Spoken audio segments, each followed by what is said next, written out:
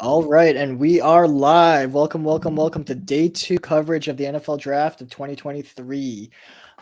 Quick rundown of some headlines that we're looking at going in today. Where does Will Levis finally land? Will the Steelers stay pat and pick at 32? And we're looking at maybe some players being drafted, maybe or traded, maybe Trey Lance, maybe DeAndre Swift. We've seen a couple rumblings there. But first, let's recap some stuff yesterday. So I'll throw it to Matt first. Oh, sorry. I'm joined by Matt Fox and Mike Valerie, and we'll be joined by a gaggle of different C2C folks throughout the night. But Matt, let's start with you. What was your favorite landing spot for one of the players drafted yesterday in round one?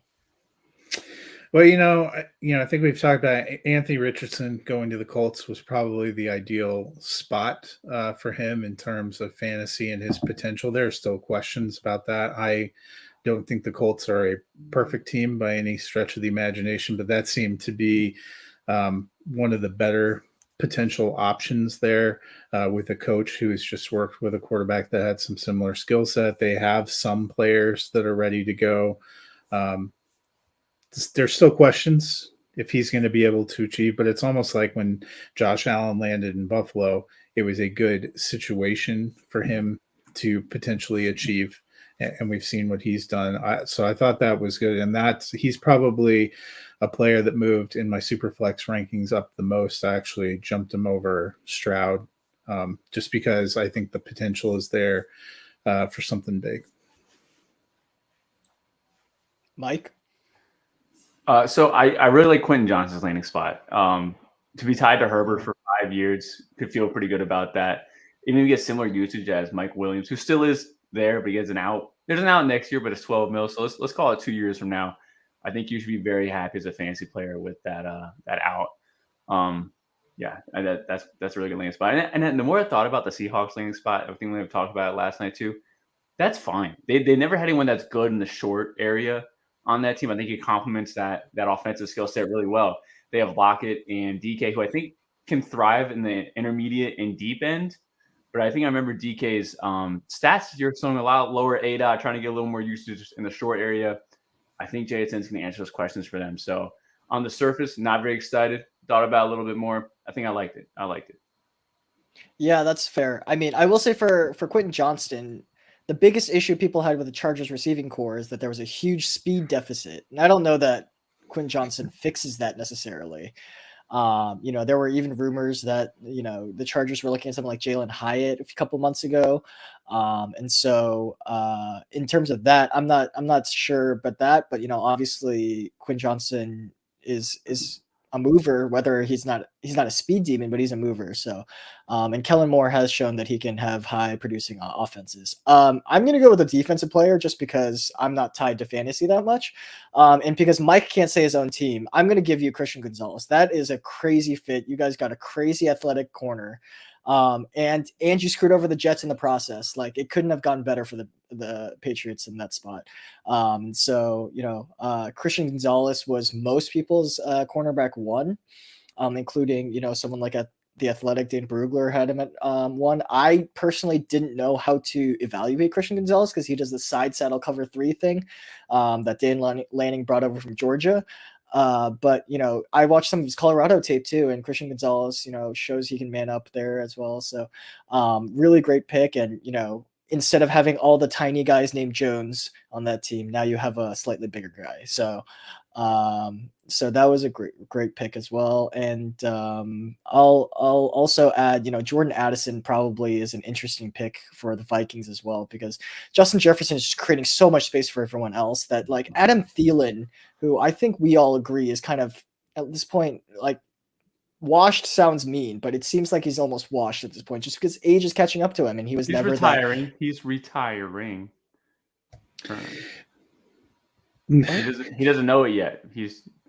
I think where the only thing Thielen really brought to them last year was in the goal line, in the red zone area. He was still kind of a good target there, but I'm with you. I like that pick of Addison. I actually moved him up. I was interested that Mike slept on it and liked the JSN pick more because I dropped him down a little bit. I don't particularly trust Seattle they seem to collect a lot of receivers, and they aren't a particularly high volume passing offense. They're a run first team, and Yeah. I think until Lockett goes, which probably isn't this year, I don't know how much consistent. They feel like the kind of team where one or maybe two of those three guys is going to be decent every week, but it was already that way last year. Like when you really needed Lockett to give you points, that was the game that DK Metcalf went off. And when you really needed DK Metcalf to give you points, he got like 3. So I felt like it was already kind of a toss up. That's one of the reasons I dropped Noah Fant in tight end rankings. I still like the talent, but he's not only sharing tight end snaps with Will Dissly, he's with Lockett and Metcalf and now JSN. I just don't think they have a particularly robust passing offense. Gentlemen, the pick is in. With the 32nd overall pick, the Chase Claypool trade pick, the Steelers select Joey Porter Jr. from Penn State. See, I thought they might take Joey Porter. I know you said they were trying to trade Barnabas, but yeah, that's what I was reading out there. It's funny. A lot of people are saying, is he going to wear his dad's number out there? I think that's a little bit high. Wasn't he in the 50s? Or yeah, I don't know. Maybe if he lists as a safety, I think it's within reason. But obviously, do either of you have? I thought they lifted that, and people could wear whatever numbers they wanted. Yeah, I don't think it's bound to positions anymore.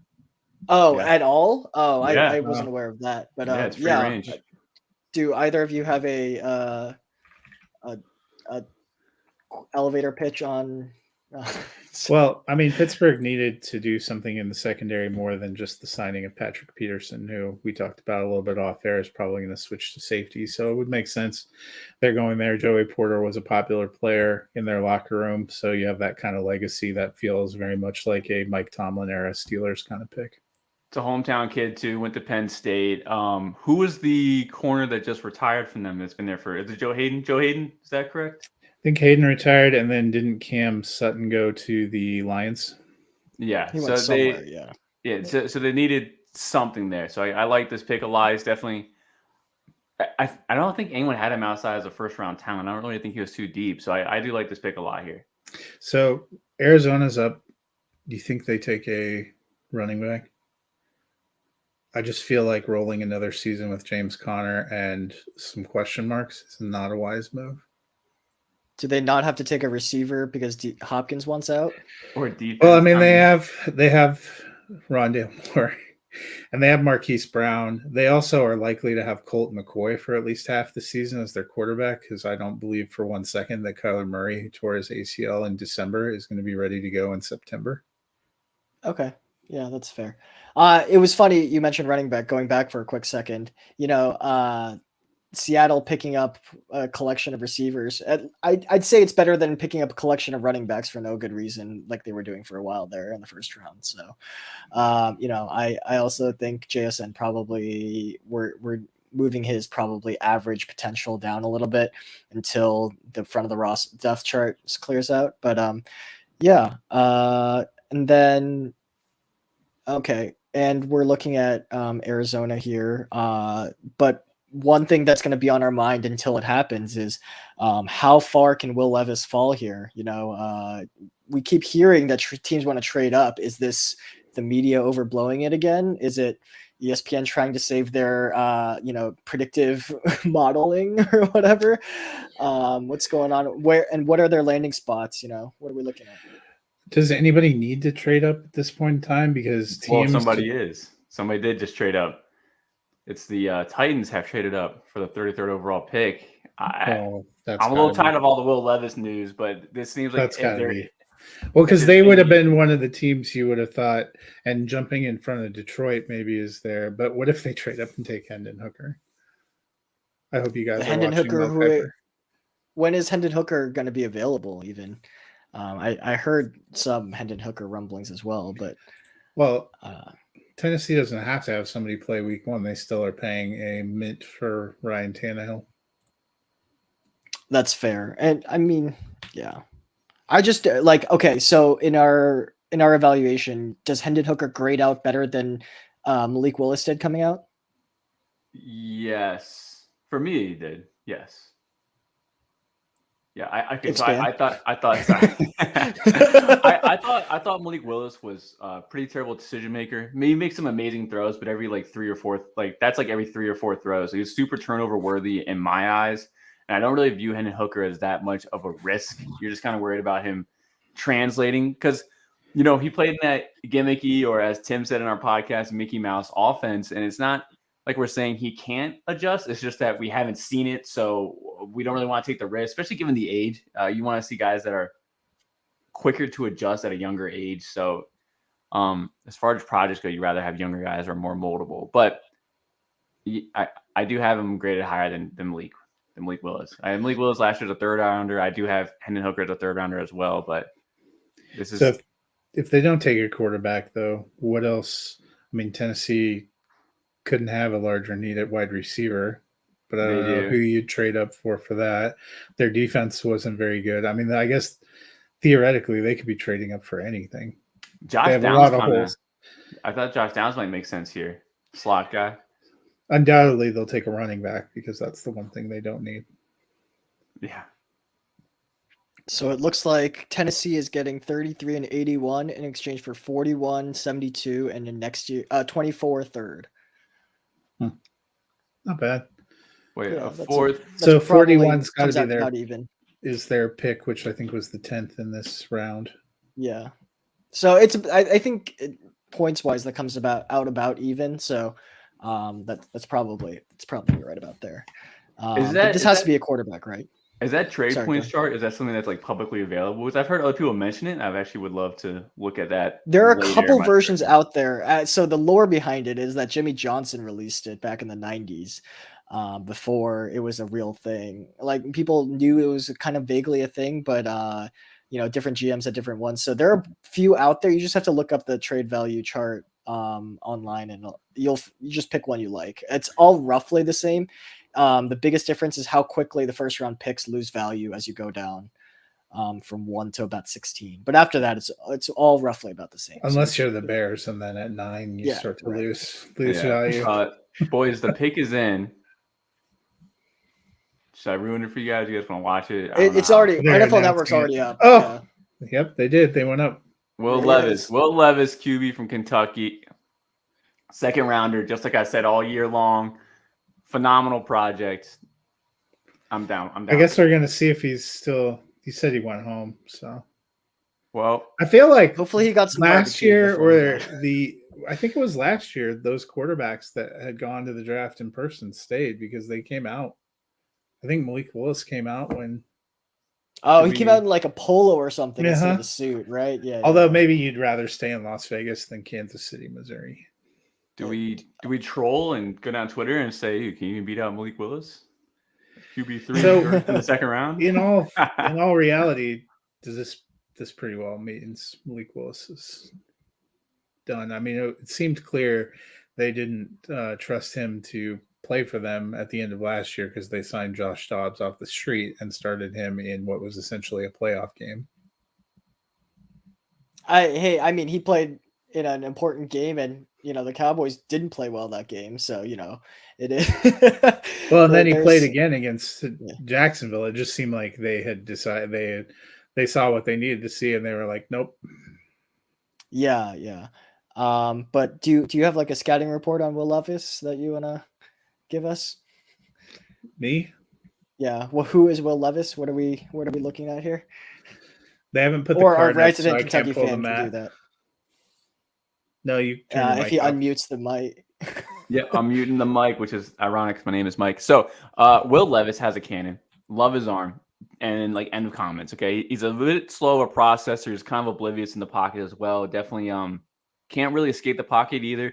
He's not as drilled with his legs, but as an improviser, you want to see more. I mean, that's kind of like an elite trait nowadays. You see more in the top end QBs that like once the initial game plan falls out, can you extend the play and just become a playmaker? And Will Levis, you don't see that too much. And that was the one thing that A-Rich was significantly better than. I mean, very obviously better than Will Levis in.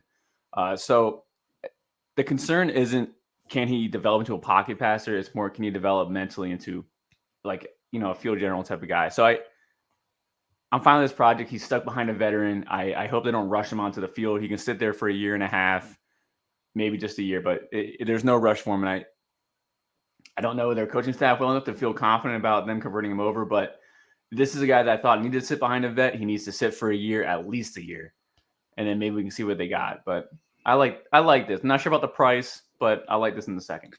So in a super flex draft, where are you taking him? Well, I won't be taking him. Somebody else will be taking him. I'll tell you that. Where do you think people should start considering taking him? Mid-second. Yeah, so it seemed like Mid-second. pre-draft, we did a ton of mocks, and Levis was going in the top half round 1. I didn't love that then. I think that's got to be the ship has sailed on that. I wouldn't have taken him in the first round either. I think Maybe.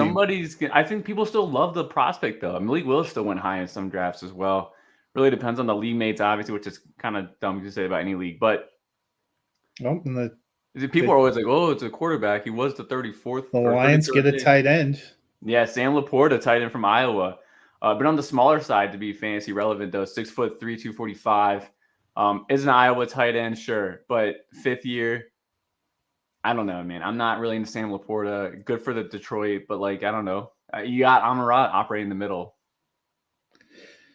Well, and interesting that Laporta goes before Michael Mayer, who some people thought would go in the first round.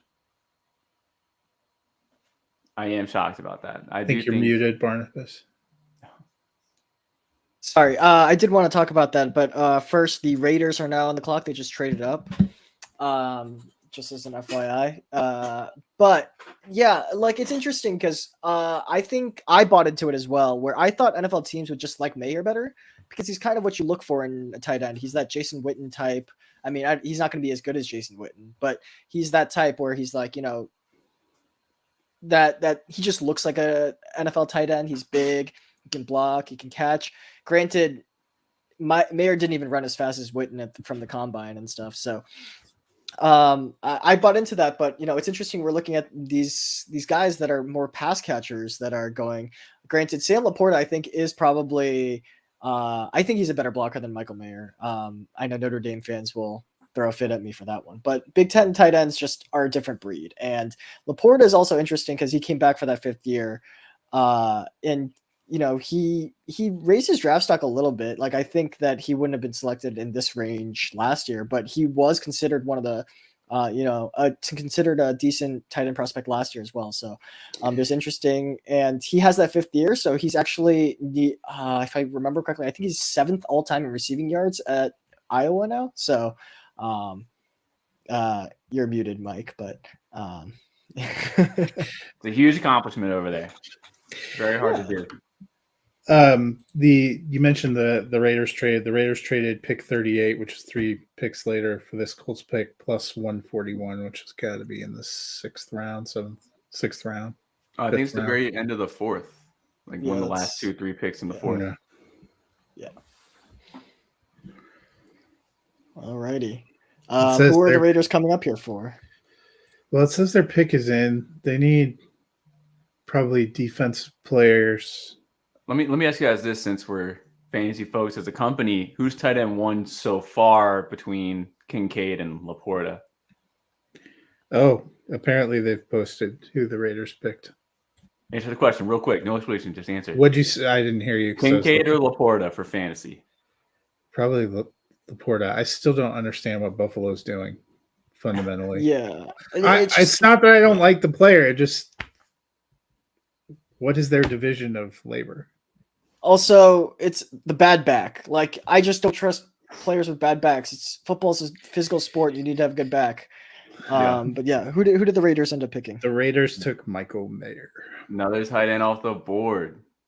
Okay, tight end run coming early here. Well, I mean, they obviously had an opening.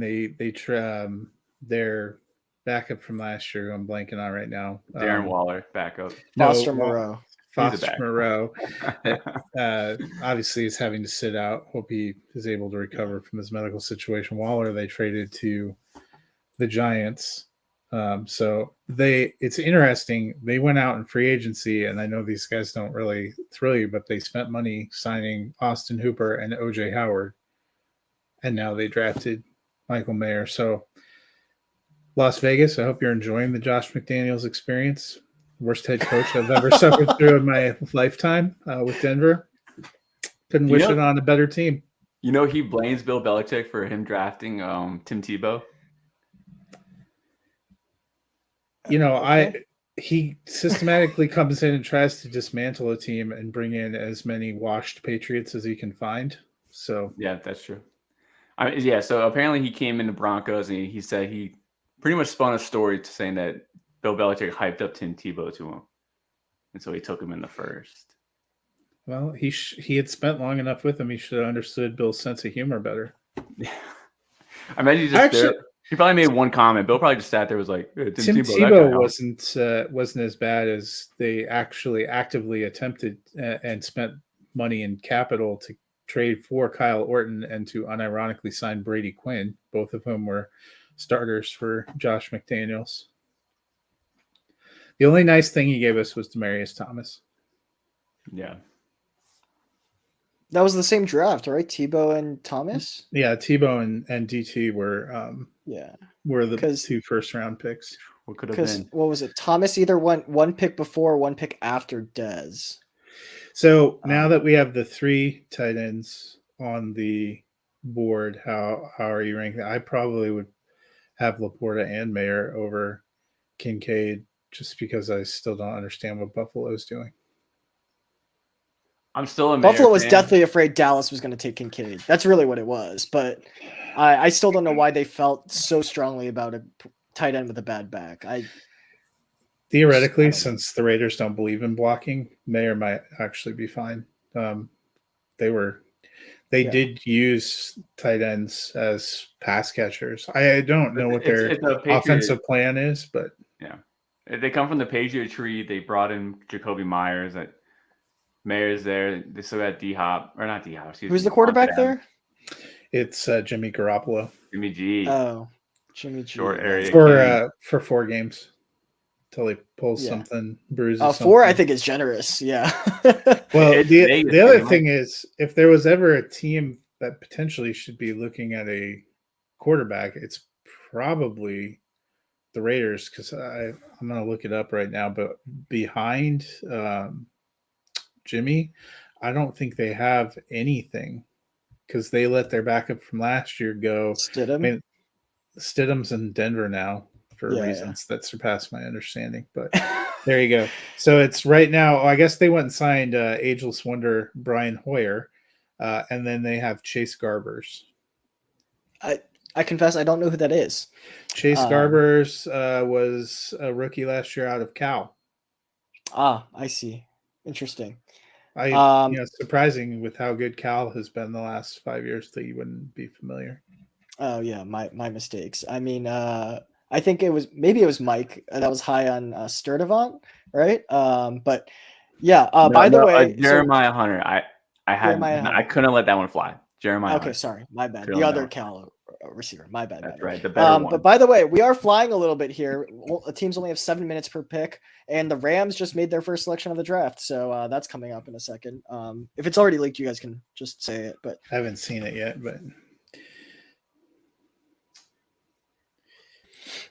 But yeah, the Rams are officially on the board.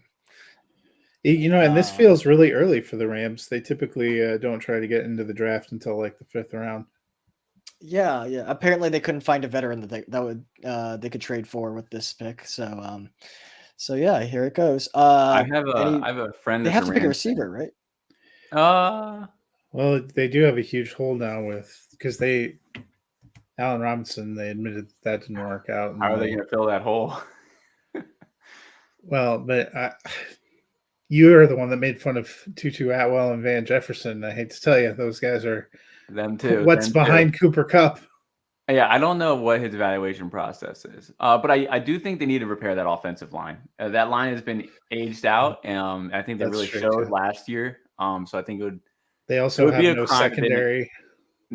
Yeah, no linebackers. The whole franchise seems to be falling out from underneath itself. So That's actually a really good point too. So I hope they start with the trenches, though. I really do hope they start with the trenches. Well, someone wants Darnell Washington up in LA, but I think they have tight ends for now.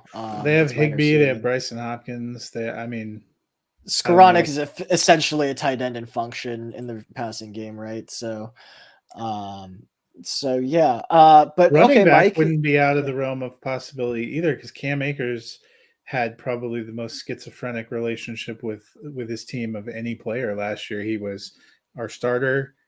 He's a healthy scratch. We're going to do everything in our power to get rid of him. He's our boy again at the end of the year. Who knows where they're at? And they don't really have a ton behind him. We didn't get to see a lot of Kyron Williams, but he would be it. Oh, Do you guys see this draft house I just showed? Well, Mike, our boy. you mentioned offensive line here, but did you have anyone in mind there, or were you just spitballing? Well, I already saw the pick, but I think the Oklahoma tackle would have been nice, but we already saw the picks. This is, I think, the first guard taken in the NFL draft. It's gonna be Steve Avila from TCU. Our guy Steve had to form out there. It's not a bad value because a lot of mocks throughout the process had him going somewhere at the end of the first. Yeah, so I can talk about this because I was the one that interviewed him in Mobile, and he's just a really good interview. He's a animated guy, really good natured guy to talk to. The Cowboys were actually rumored to be favoring him at maybe even 26. So you're right. Like there were a couple teams that were looking at him early. He's a big, strong guy, not the most mobile, but he'll shut down most power rushers. He had a pretty good game against Siaki Ika. Although he was handled a little bit by now Cowboy Mozzie Smith. So, ups and downs against different prospects, but he's a strong guy. He's kind of a brick wall type guy. So, that fits, I think, with the Rams, the way their offensive line is built. I thought they might go for someone like Tippmann and move him to guard just because, they love those Wisconsin boys up in there and stuff, those Big Ten corn-fed boys. So Steve Avila, a good fit, I think, actually. Seattle says their pick is in. They're another team that could potentially be looking for some kind of quarterback to sit behind Geno. Do you think they? I mean, I'm out on Hooker, so you're talking to the wrong person here. I just don't think I don't see a great arm. I see maybe an average arm from Hooker. Like we said, we haven't seen him have to process at all. So Mike, sell us on maybe Hendon Hooker at this pick at 37. Oh, you're the one that just broke the news to me. No, they didn't get picked. Well, they haven't announced it. Okay, we were just speculating. Would Seattle think about? I don't think Hendon Hooker's a long-term answer for anybody at any level, even if he does, quote unquote work out. I don't think he's a franchise QB. So that would be super surprising to me if Hooker came in for Seattle.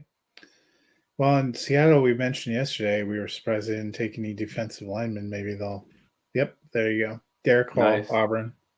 Another standout, the Senior Bowl. Derek Hall, edge at Auburn, did well. I mean, he was going up against Darnell Wright a lot in Mobile, and he was coming out on top quite a bit too. So he was a big. They had to tell him to calm down in Mobile. Yeah, they were like, the offense needs to run plays. You gotta reel it back a little bit, but big boy, they had to send him to the sideline because he was just disrupting plays too often. I will say I think this is a little earlier than I expected him to go. He's just like a tad shorter than you would want him to be for an edge rusher. But that system doesn't necessarily value length that much on the outside. He's going to play that, the jack role or something.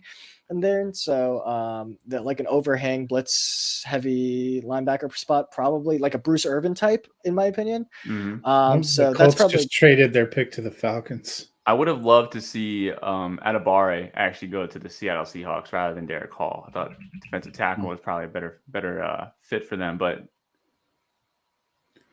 So because they signed Puna Ford, right?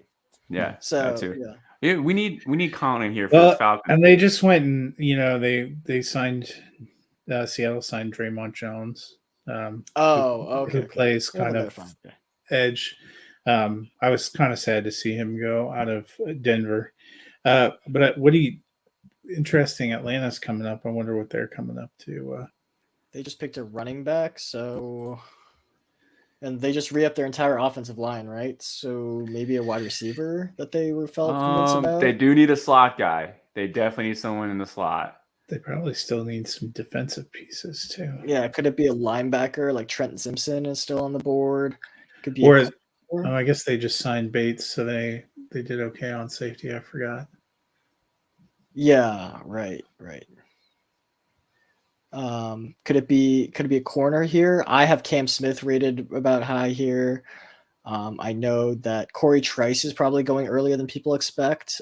Size speed guy. They could use edge too. Like yeah, it says edge is their top need. BJ Ojolari is still up there. Foskey, Tuli Pelotu is one that doesn't get a lot of love in the media, but was a fairly consistently productive guy at USC. Granted, that defense couldn't tackle anyone towards the end of that of 2022, so that one's there. But what the last edge that they drafted high, the Falcons was Tack McKinley or something. So yeah, dude. Sorry, I remember that one. That one. Yeah, he brought a portrait up with him that day, if you guys remember. But really emotional guy. But let's see if this is leaked. He didn't make it to that rookie contract. They let him go after I think 3 years. I think he's on the Cowboys now. Nice. I'm sure he's living it up. I mean, he's like edge 5 on that team, so he's Oh, this is a surprise pick for me. The pick is in for me. I'm just gonna go ahead and say it. Offensive line, Syracuse, Matt Bergeron. Okay. Tackle. If you're gonna run the wishbone, you've got to have a strong offense. So, the offensive line. Do they have a need at tackle though? I thought they just re-upped their entire line. They re-upped their 2 guys that they had drafted a few years ago. One, I think, is a guard, and one was a tackle. Lindstrom and was it McGarry that they re-upped? Yes, Lindstrom and McGarry. That was the same draft too. McGarry is kind of like he was from Washington, I think, so he was just kind of that like wood chopper type, like lumberjack, tough guy. Matthew Bergeron, Mike, do you have anything on him? No, I'm watching his highlights right now. I always thought the Syracuse offensive line was a bit undersized personally. So I'm wondering, I really didn't look at him at all. So now I'm wondering what his measurables are. I always thought the Syracuse was a little bit smaller than other teams. I can pull that up in a second. I can tell you this. Bergeron is a bit undersized in terms of I believe he's a little short, but he's Canadian. He was a little bit under recruited. Matthew Bergeron measures in at 6'5" and a quarter, so not super short, but not tall either. 6'5" and a quarter, and he is 318, so just a tad under. Okay. Bergeron moves pretty decently and anchors pretty decently, but he's not like excellent at either of them. He's just kind of a solid guy. I wouldn't put him out in space too often, but he looks okay out there, but I personally just don't think that he redirects his hips quite as fast as you'd like. But he's been leading that offense in that offensive line for a long time. And Sean Tucker has had, productive years back there. So there is that. But yeah, I think he plays a little bit soft, in my opinion. He anchors well enough. He plays well enough in space, but I just think he plays a little bit soft. And I don't know if that has to do with the scheme a little bit, where all they were asking him to do was seal angles or not. But yeah, he's a big guy. He's decent enough. He's not like big, but he's big enough. And he's just enough in a lot of things, I think, but he's not particularly he doesn't excite me in a lot of ways. So I do want to say this now. We have the full roundup of the Russell Wilson trade now. This is the final pick from that trade. So the Broncos got out of that trade, Russell Wilson, and then 4th round pick. I'm going to mess this up. But Bazaruke. Yeah, thank you. And I just know because I watched the game. Oh, Levi? Yeah. And then Allen High School grad right there. The Seahawks have gotten Drew Lock, Noah Fant, Shelby Harris, Charles Cross, 1st round pick corner from tackle. Tackle. Mm-hmm. Yeah, Boye Mafa, 2nd round pick, Tyreek Smith, Minnesota. 5th round pick, Devin Weatherspoon, who just went this draft, and then Derek Hall, edge. Carolina's pick has been announced. Oh, go ahead. Yeah, go Go ahead. ahead. Wide receiver Jonathan Mingo. Oh, I like it. I like Mingo a I lot. was Oh, they need ever since weapons. the Senior Bowl. I don't know how to value him for fantasy, but I'm happy that he had such a good offseason. I'm so happy that I really don't know. I can't believe He doesn't have a huge hill to climb on his own depth chart No, unless he just you got what he's got to believe in beat. Chenault or Terrace Marshall, who've done nothing, or you think that Adam Thielen has found the time machine. No, yeah, I'm Give us your excited for scouting Mingo. report. All right, so Mingo in college has always been hyped up as he's got the athletic. He was a high-end recruit. He had the athletic build. He went to Ole Miss. Ole Miss just got finished producing AJ Brown, DK, Elijah Moore. He's like the next guy up, and he just disappointed Marcus compared to Lodge. expectation. He just couldn't he couldn't put together on the field. He was inconsistent production. He'd show up, make highlight real plays against G5 competition, and he just disappeared. And even this year, he wasn't the wide receiver one for his own offense. So not a lot of positive stuff. But going into the offseason, though, Senior Bowl's his first show out. He showed really quick feet. And for a guy that's 6'1", 220, he's showing phenomenal 1v1 ability. He's showing a full route tree, too. I mean, he can field stretch. He can be a short area guy. And then he capped it off with a phenomenal combine performance. He was a 4.46. And once again, 4.46 at 6'1", 220. And Addison ran a 4.49, 50 pounds less than him. I mean, so he's got the athleticism. He showed out at the Senior Bowl.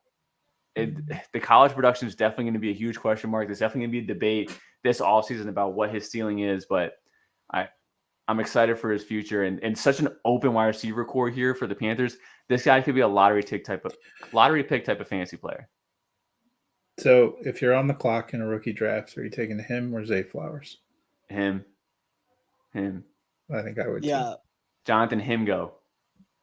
I will say when we interviewed Jonathan Mingo, he was like half asleep still. So we didn't get a good interview out of him. But then he went on the practice field and just was owning kids out there. Mingo is a big guy. He's 220 pounds, right? And like he does one thing and one thing well, which is box out safeties. He stacks them like it's nobody's business. And that turns into a really good stem for a dig or a go, So those are his big primary routes. I don't know really. I'm not super familiar with what offense the Panthers run, but Bryce Young's thrown to him, right? So is Mingo better than any of the receivers at Alabama this past year? I think undoubtedly yes. I mean, you guys are free to disagree, but I think undoubtedly Mingo is better than anyone they had at Alabama this past year. So I think that's a good pick, and he plays smaller than he actually is in a good way, in that you don't see slowness out of him. He has that athleticism, and he's still 6'2", 220. Like that's a big receiver. Even these highlights they're playing right now on TV of him, the first one, Tulsa. Second one, Vandy. This third one, Mississippi. But, he plays for Mississippi. He plays for Ole Miss. But this is against Mississippi State. Oh, State. Anyway, yeah, I just, his disappearance is just kind of crazy to me. But his highlight reels, I mean, I love it. His tape is, this is a lot. And we talked about yesterday with Carolina, they, their number one receiver wasn't on the roster. Yeah. I don't think it would take a huge leap for him to jump DJ Chark, who had a few moments a couple of years ago, but really was inconsistent at the end of his Jacksonville time. Couldn't stay on the field in Detroit, even though there wasn't a lot of wide receiver competition outside of Amon-Ra St. Brown. So, Adam Thielen is kind of what he is at this point in time. He'll probably be a decent red zone option. Who knows what the rest of their young receivers are.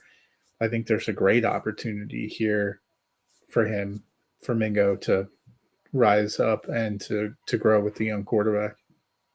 Absolutely. You mentioned DJ Chark, his route tree actually surfaced on Twitter yesterday or 2 days ago. And it's not what you think it is. For a guy who's a size speed option, he also had low college production, if you remember. His route tree is not as good as you would think for a guy that should be way faster than that. A significant number of nines for sure. So I think that Mingo is a little bit better of a intermediate range kind of guy compared to some of the guys they have on roster. Because I don't even know what Terrace Marshall is at this point, and DJ Chark is running in a straight line. So he's a wasted rookie draft pick, is what he is at this point, because there was all that hype. He was going back to his college offensive coordinator and was going to be something. I mean, he was going pretty high up in the first round of rookie drafts when he came. Yeah, out. I mean, but here's the thing, right? He was probably the highest production profile between him, Chark, and Chark was also LSU, right? But him, Chark, and Mingo. So, there's that to be said. But maybe the Bryce factor unlocks these guys. I don't know. But we're joined now by our very own Alfred from the recruiting team. We also have a graphic for Mingo. So 6'2", 220. That is a big boy. Mike and I loved watching him in Mobile. So Terrace Marshall overrated. Yep. Said it back then, saying it again now. Yeah, do you even need to say that now? I mean, I think it's I pretty do. obvious. You would be surprised the amount of people who I argued with back in whatever that was 2 years ago. Is it? Put him, Yeah, in, put him in the private chat again. That I was Is he like, his third there's year in the no way NFL this now? dude is that good. But he got what? He actually got decent draft cap. And He got everyone's like, oh, second he's the round, I future. believe. Yeah, he's the I think he got future second of the round. Carolina Panthers. Yeah, Like this early dude second round. drops balls like anybody's business. What are you Dude, Jonathan talking Mingo about? is not good either. This is a terrible pick. Oh, It's gonna okay. come in. I'm just gonna come in hot right here. Yeah, Although I will but like refer not to good the compared to boys- who else is available, though. I mean, refer to the boys who saw him in Mobile. Maybe you saw something in person. I definitely think watching these guys in person is different. But like, I don't know. You just can't tell me a dude that doesn't do anything until his senior year is any good and going to translate to the NFL. Like nothing. 300 yards, best season until his senior year. Like, come on. well, injuries were kind There of were some part of that, injuries. but I can't. I'm not disagreeing with that statement, though. I'm not disagreeing with that statement. Late production is a huge red flag. But I mean, people did fall in love with this guy. I mean, not only draft Twitter, but obviously like real draft. I mean, he's a high second round pick. I'm shocked. Ahead of, and I don't think he's great, but at least he has one elite trait, Jalen Hyatt, ahead of some other guys that I think should probably be considered. But people fell in love with this guy. Hey, Mingo has that elite trait. It's just not what people look for in terms of fantasy. Mingo does stack. What, he's a corners blocker? very well. No, he stacks really well.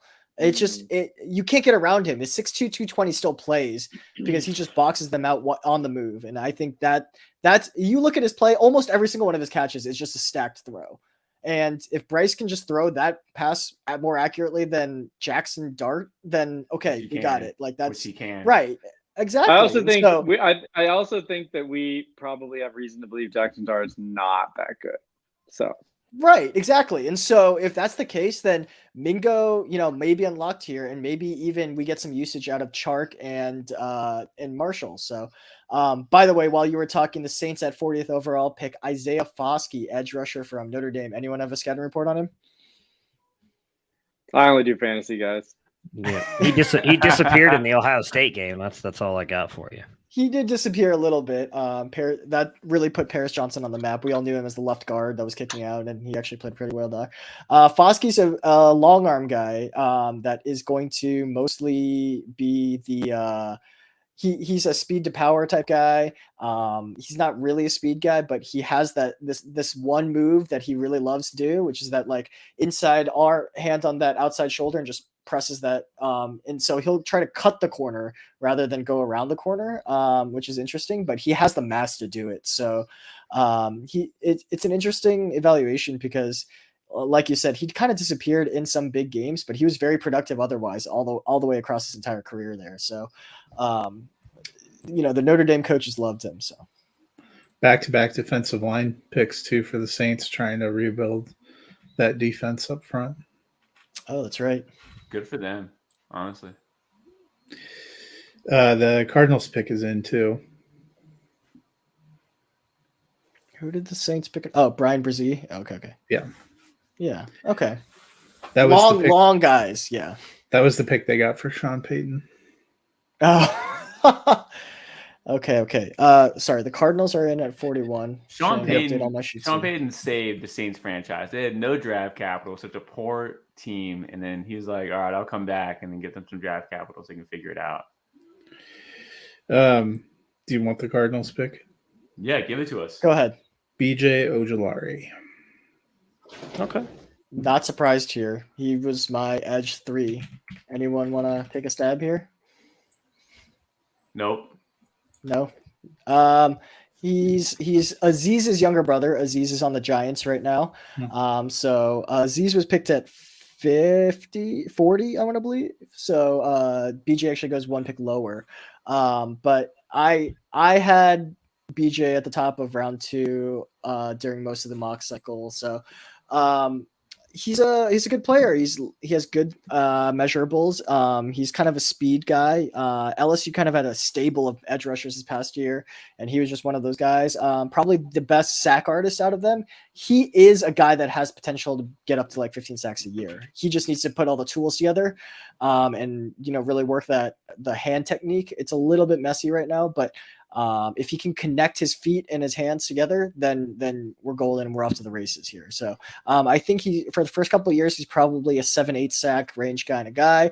But once he gets that coaching really under his feet and connects attaches a string between his hands and his feet, we can get up to 12 to up to maybe even 15 sacks a year. Well, Jonathan Gannon in his introductory press conference was talking about wanting high energy players that were good athletes and that he could figure out how to use them and get the best out of them. Something that he did with Philly. Explosions guy, right? Mm-hmm. Yeah. It was a memorable press conference anyway. I imagine so. So I wasn't here for this. I need Mike Valerie's breakdown. What are we thinking? Oh, okay. Oh my gosh. All right. For like the 10th time this year, Will Levis, who cannon for an arm. I love that. Okay. But like, that's all the positive I can give you. Like I slow processor. We already know all the negatives. Let's just go into like his future here. The Titans already have an established veteran quarterback. So this is where Levis needs to sit for at least a year, maybe 2. And that's fine. Cause I think they have an Allen Tannehill's contract, not like coming up, but this is a really good spot because he has a vet to sit behind. He shouldn't be thrown out of there right away. He has so much development for like mentally, and he's got to refine that arm too because he's not a step up from Tannehill. I mean, he's just not. I agree. So I like him sitting behind a veteran. You willing to take him in the back end of the first round of super flex drafts now? Since he got semi decent capital? No. Okay. Somebody Just else checking. will though. Somebody else definitely will. Yeah. I listened to some shows and podcasts today that said if he got picked in those first 5 picks that he should be like around the 110 in super flex drafts. And so I was curious. I didn't know that he went. I saw that obviously while I was out. And then I just wanted to get your guys' thoughts on that because I actually think it's a horrible landing spot. I don't like their offensive coordinator. He was in Houston with Davis Mills, and I felt like that offense was kind of crappy, if I'm being honest. I don't know that I think he'll get a shot at some point, but I wouldn't be surprised if this is exactly like what we just saw with the dude they drafted ahead of him last year, Malik Willis. Like he gets one shot, and we're like, yep, nope, this isn't it. And then they just go and draft another quarterback in the second round next year. Okay, fair point there. Is he better? Knowing what we know about Davis Mills now, yes. Do we think that he is definitely better than Davis Mills? No, I don't. I think Davis Mills is a much better processor than he is.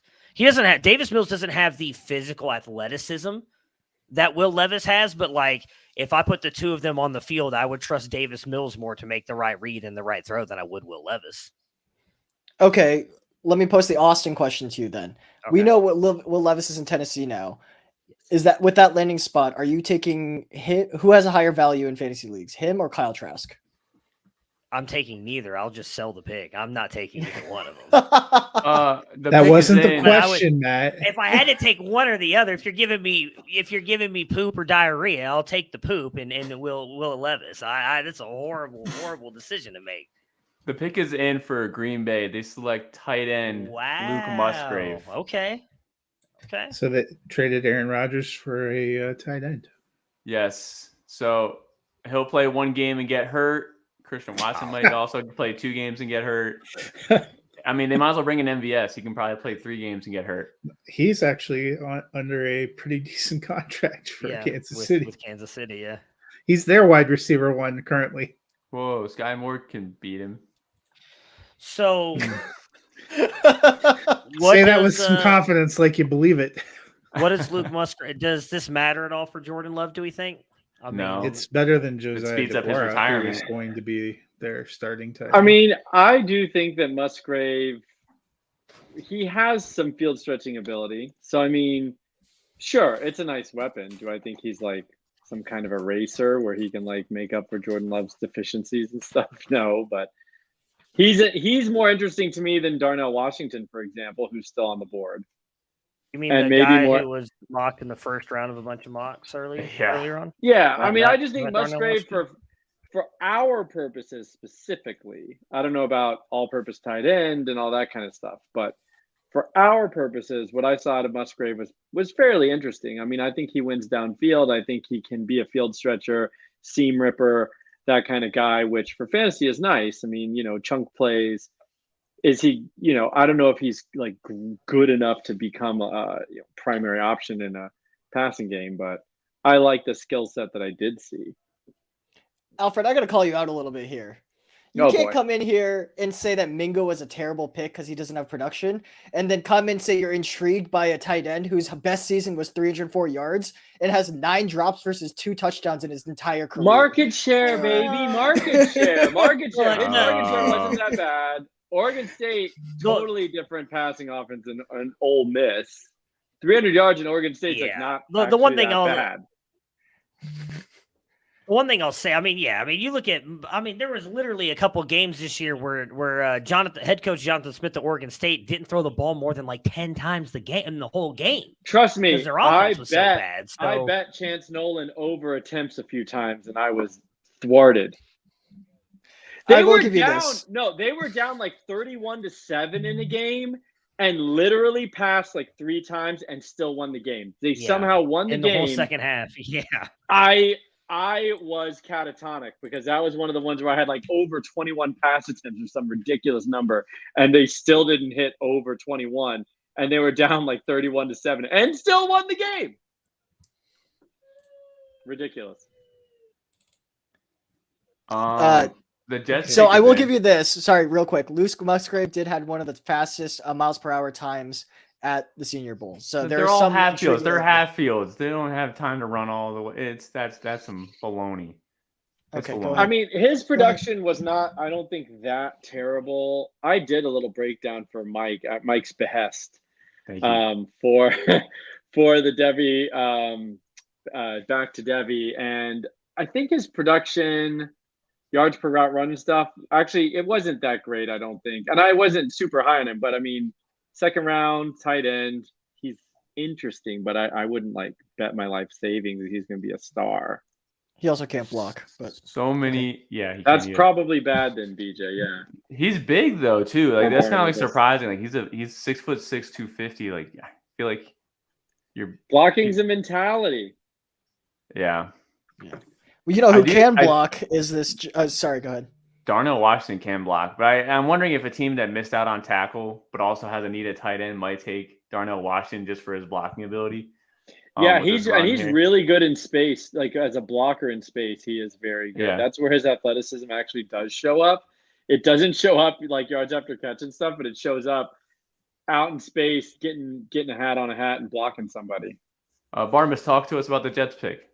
Yeah, so I was going to say, who can block is the Jets pick at 43. They just picked Wisconsin center Joe Tippmann, 6'6" center. You don't see those big boys out in the middle too often, but he's probably the most physical out of those centers and easily the tallest.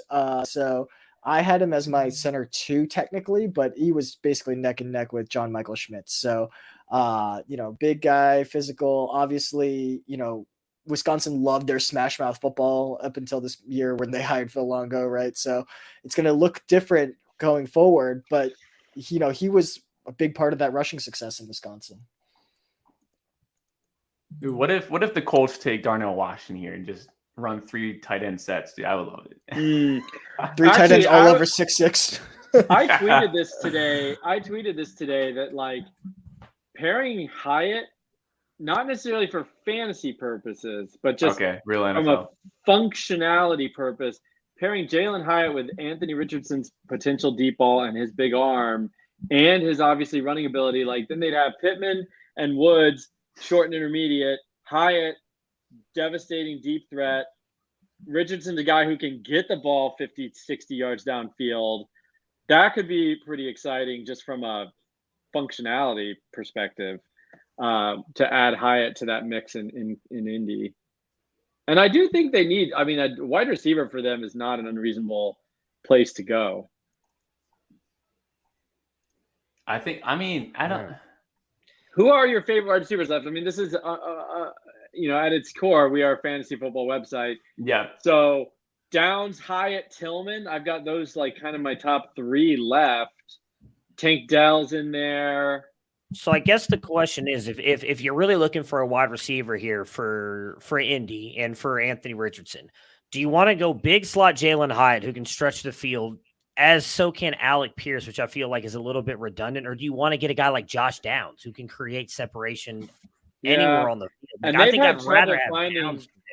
I'd rather they've have had Pierce trouble than all that. finding like a good slot. I mean, they tried. Well, I think, yeah. I'm losing the name, but like some guy everyone always liked, Paris Campbell. He kind of just like never did anything, and He was they've always tried hurt. to get a good slot receiver and they haven't. So maybe Downs would be an interesting pick here. Actually, that's a good point. I do like Pierce. 'Cause these guys that do struggle with accuracy, like they need these bigger targets there, and that's what they all got at the Colts already. Is they have all these big targets. So I do rather Pierce than Pittman, Woods, and Pierce, and then have a little like So nice little slot guy like Downs. It could be interesting. I love it, Mike. It's music to my ears. It's going to be the year of Matt Bruning. Desmond Ritter. Hey, I think we're running 12 personnel, It's though. going to hit like, oh, I- baby. You I guys am think not- Felix is going to be petty. I don't think Oh, think man. Rimmons hitting her. I don't think Pierce is hitting either. But I don't hate I'd 12 rather- personnel, Barnabas. That's a good point too. Yeah, it's Mo Alley Cox. I think they're running 12 personnel anyway, so you're only getting two receivers out there. Oh, this pick makes Yeah. sense. I like it. I Does I- it? It's in. We got it. yeah. Who is it? It's Kansas State CB Juju Bents. Oh, okay. Brents. Brents, I'm sorry. The Yeah. Juju really threw me off. I'm like, when did he switch his name to Juju? So they came across on my phone. I'm like, when did that happen? But no, they I thought they had a need at corner. They traded for Stephon Gilmore, the ghost of Stephon Gilmore, to be their CB3 last year. So they've needed some help there. You know what Anything I've else? heard? Some of my, just talking more of like kind of big names. We've got what? We've got 8 or 9, maybe 8 picks till Miami. Hendon Hooker to Miami could be kind of interesting as like a insurance policy. I've Feels had like some friends talking about that a little bit. they're all if he back la- in on Tua, though. I don't really- Well, I they're back really- in, but it's a second round pick, and you got Tua who literally Detroit just traded contemplated. up, by the way, again. Ooh, So I wonder who they're going to take Detroit. now. Dude, I can't wait to see if Butte goes or not today. I just He's can't going. wait, dude. he's got. think he's go, gonna go? Right? Second I or think he third round goes. has I to think he gets go. drafted. I really do. I think he gets drafted I back was in the shocked Not Guys- today though. He's not going to. Yeah, I think today. he goes today. I do Today. too. Yeah. Today. I'll bet you People been one picking shot the right now, third Barnabas. And we got so many running backs too. So many running backs that could be fantasy relevant. Let's Oh see if they come man, up the dude, board. yeah. What's all these tight ends doing? Yeah, Did that's another- true. Did another one go? Did Detroit take a tight end? No. I'm just Okay. saying. No, they already All these- did. Didn't they get Laporta? Yeah. Did you Yeah. guys? Laporta. I came in late. Did you guys Yeah, already talk about the fact that Mayer was a Okay. third tight end off the board? Mistakes were made. We can't. Mistakes were made. Clearly. It wasn't What do we that think? I actually surprising. love this. I love the landing spot, though. So let's talk about Mayer? this trade though. Yeah, Oakland? They traded up 3 picks and they gave up the 159. I mean that's a 5th rounder. Oh, to get up. So again, to get that- up to take Ooh, Meyer. 3 spots. That Bears dropping back 1 pick in the first round to get a 2024 fourth looks worse as we go through all these trades. I actually forgot what the Bears did. They got Darnell Wright. They dropped. They dropped one dropped- spot from 9 to 10, but to the 10. only compensation they got for making that switch was a 2024 fourth round pick, which Oh, we've been making yeah. jokes about because everybody else who's dropping back is getting like current picks or multiple picks, even in the first round last time. yeah. But before we see this pick, they got to go defense, right? Like, do you guys think they got to go defense here? And if so, where? I would Is the think so. I Lions mean, that's coming what- up? The The Lions, Lions. yeah, their picks already in. They traded up. I mean, based on Lions Twitter yesterday and how pissed they were with the Jahmyr Gibbs trade, yes. And apparently nobody liked the Jack Campbell pick either. Although I trust Barnabas, and he said that was I mean, a great pick. I'm fairly We limited in my both- football knowledge. Like, people get so bent out of shape, they call it like, off-ball linebacker. I don't really know what that means, to be honest with you. Like, Barnabas or Mike or somebody else, can you tell me what off-ball linebacker is? Alfred, Why is no, that because so I got to bad? announce this pick because I'm All actually right, very go, excited go, about go. it. They picked safety Brian Branch from Alabama. Oh, that's They They value needed right a there. safety, dude. I like that. I like that a lot. That's I was fair. low Wasn't key he holding my kind of- breath for him there. Wasn't he kind of thought to be even a potential first-round guy? Yeah. Yeah. If it's a safety, though, I mean, that position just rarely goes first round nowadays. He can play corner. I think he can play corner. He was the brains behind Saban's secondary there. Brian Branch, flexible guy. He's not the biggest guy, which is part of the reason why not everyone loves him back, at corner. But I think he can play some corner. He, like I said, the brains of that, cover six banjo look. And he was playing that role that plays a little bit basically as a slot most of the time. But he was the one calling the defense there. So that's a good pick. And low-key, I was holding my breath seeing if he could follow the Dallas there. So just incredible value, honestly. He's easily safety number one. There's just not anyone particularly close after that. So Yeah. And then can we go back to that linebacker question, though, about off-ball linebacker? Let me try out with a definition and have Barnabas Lee come in here. Off-the-ball linebacker to me means like those sideline-to-sideline guys. The guys can also do coverage as well. They're a little bit lighter, but they're more mobile compared to like a middle linebacker. To me, is a guy that's more of a wall or a field general in a way. They're not there to get sacks, but they're there to command the defense and stop the run. So to me, off ball, that is more versatile. That seems to be more important, but people seem to like say it as a bad thing.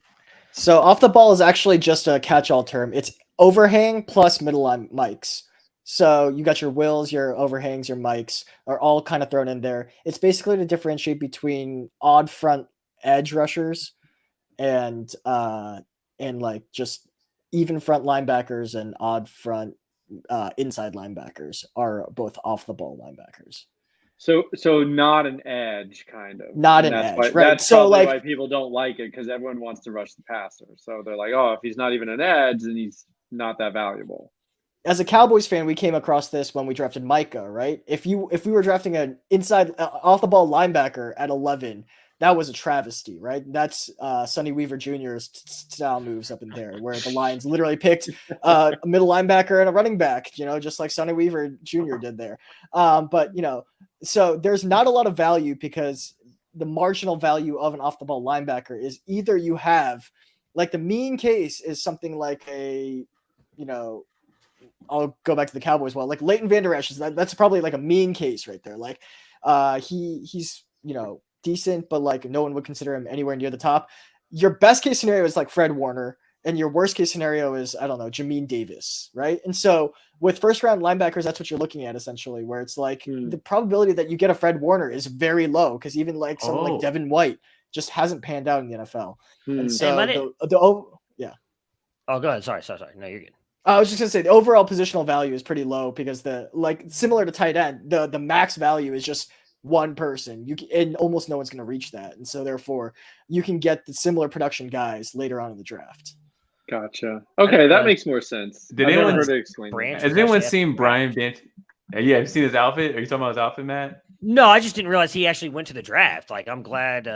I just feel bad. Didn't Levis bail out of the second round? Yeah, he did. Yeah, I don't blame him. Is that- but yeah. Are we like, is that like not like his dog level went down? I feel like No, okay. I need to talk about this too because I've brought this up before on Back to Debbie multiple times about how the NFL uses misinformation to help with them get values, which like I can't blame them for doing, but I think my heart goes out to Will Levis for them dragging him out there, telling him he's a top Yeah. 4 pick. And then they got to keep flashing the camera to him. He's got to keep it together and not like look disappointed and stuff. Like it's so sad. It's disingenuous. All these GMs. You think maybe- that? So maybe I mean, these- do you think they did it on purpose? Because to me, there's enough Yes. information if you're connected that you would know. Like, I mean, your 50-50 shot. If you fall past 5, you're going to fall all the way out. Well, no, And I think guess they- he's gotta- I think there's misinformation on purpose. I think Yeah. these teams leak information to help themselves get value. Last year, 100%. Last year, I the don't doubt Steelers that. were all about like, oh, we're getting Malik Willis. We're getting Malik Willis. Yeah, And they that's- just Oh, sat yeah. there until they got Kenny Pickett. That's what I'd said. My mean, my thing with Levis, and like, I shouldn't say I hate this. Like, I'm actually hoping and kind of rooting for him to succeed a little bit, because I agree with Mike. Like, dude, this is supposed to be like it is an amazing accomplishment to be drafted to the NFL. There are so Period. few people Yeah. to ever At have all. that happen for them, and for these GMs and everything to tell Will, they had to have told him they were drafting him in the first round. There's literally an interview people clipped of him in his Senior Bowl or his pro day saying, "I will go to the NFL draft if I'm told I will be a top pick. I don't want to end up sitting in the green room Yeah, I all day with the know. camera panning to me and falling into the second round." So clearly teams told him he was going in the first round, and he shows up. And then for that to happen, like, dude, he's a better man than me, because I would have just got up and left at one point. I'm like, no, I would brutal. have taken something with me too. I would have taken Yeah, something like, at Walmart. that's what I Okay. kind of feel for him, because again, Okay, on a warm beer, calm down. we were recording this all day. I mean, how many times there was a stat on there. They flashed at him 27 times during the draft last night. The only other player that got more than, there was 4 times for one other player. Like, and the they Patriots, just kept going to him and going to him. the Patriots pick is in. I haven't seen it yet, but if you guys want to see my live reaction, so Okay, we won't say anything. This Let's could wait be for the pop best on moment of the screen. draft, honestly. Darnell Washington.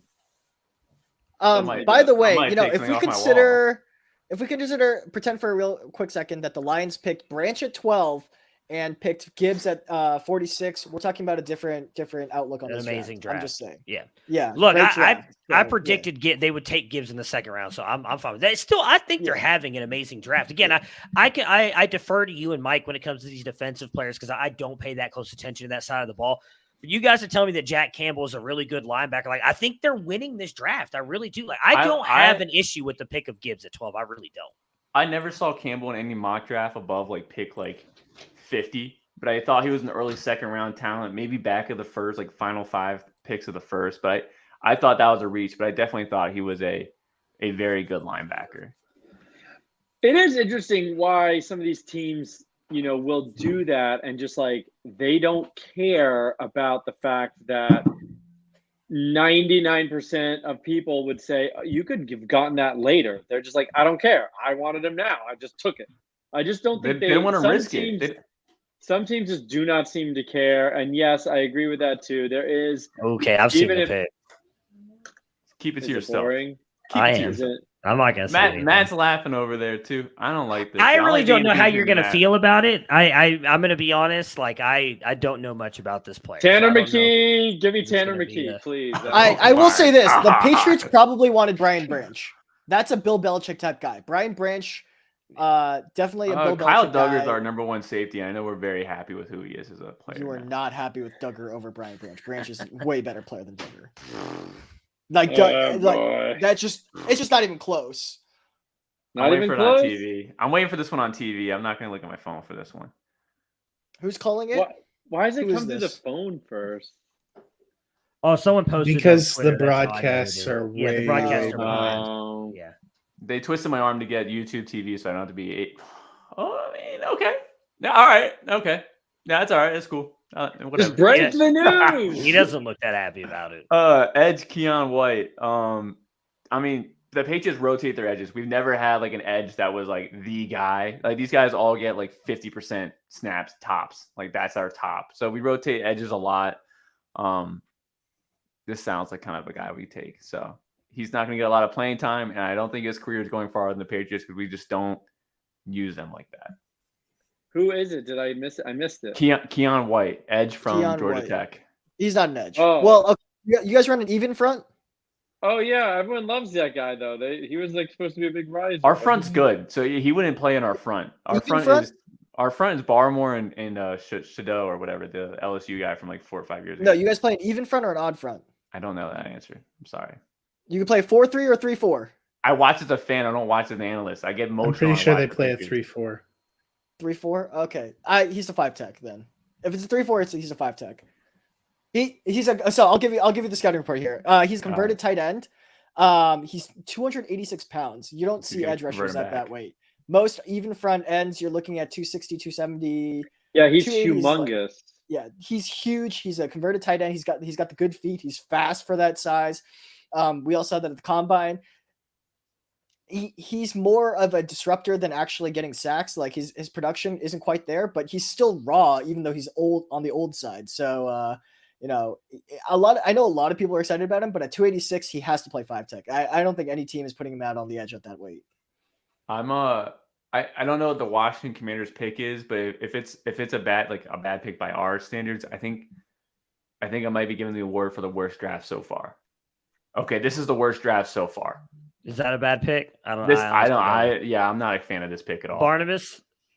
I thought Quan he Martin's fine. He's fine.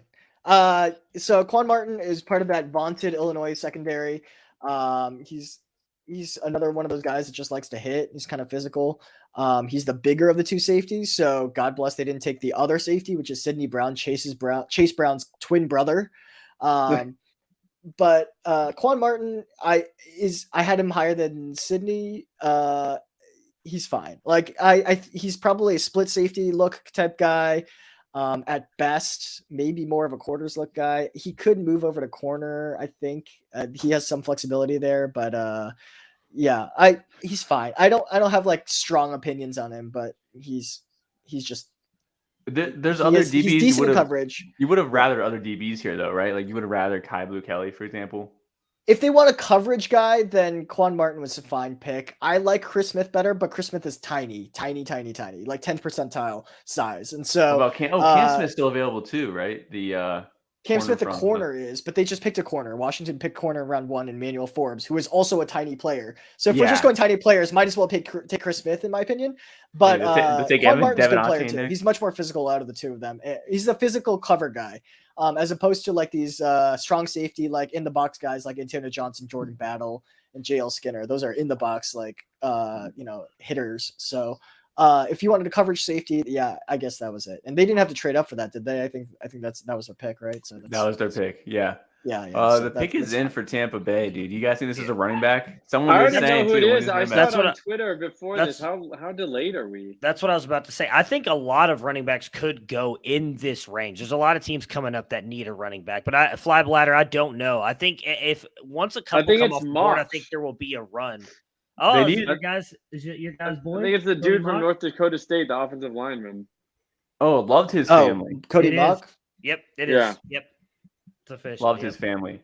Yeah, so we saw him convert over to what?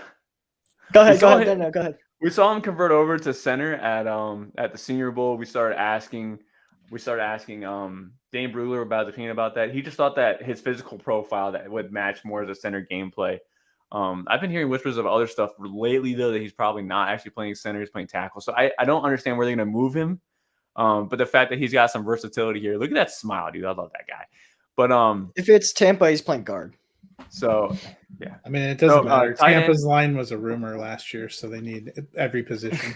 Tight end to South A Dakota rumor. State. He asked the coaches to eat more food, and then he became a lineman. So this is pretty interesting. He played what was it, like 7-man football in high school? Like he wasn't playing full football in high school. So Yeah. that was part of the reason he didn't really get but he just kept putting on weight, and so he went from tight end and just kept moving in. Sound like a dude that was So, just playing backyard ball and just kind of fell into it. Fell into a good situation.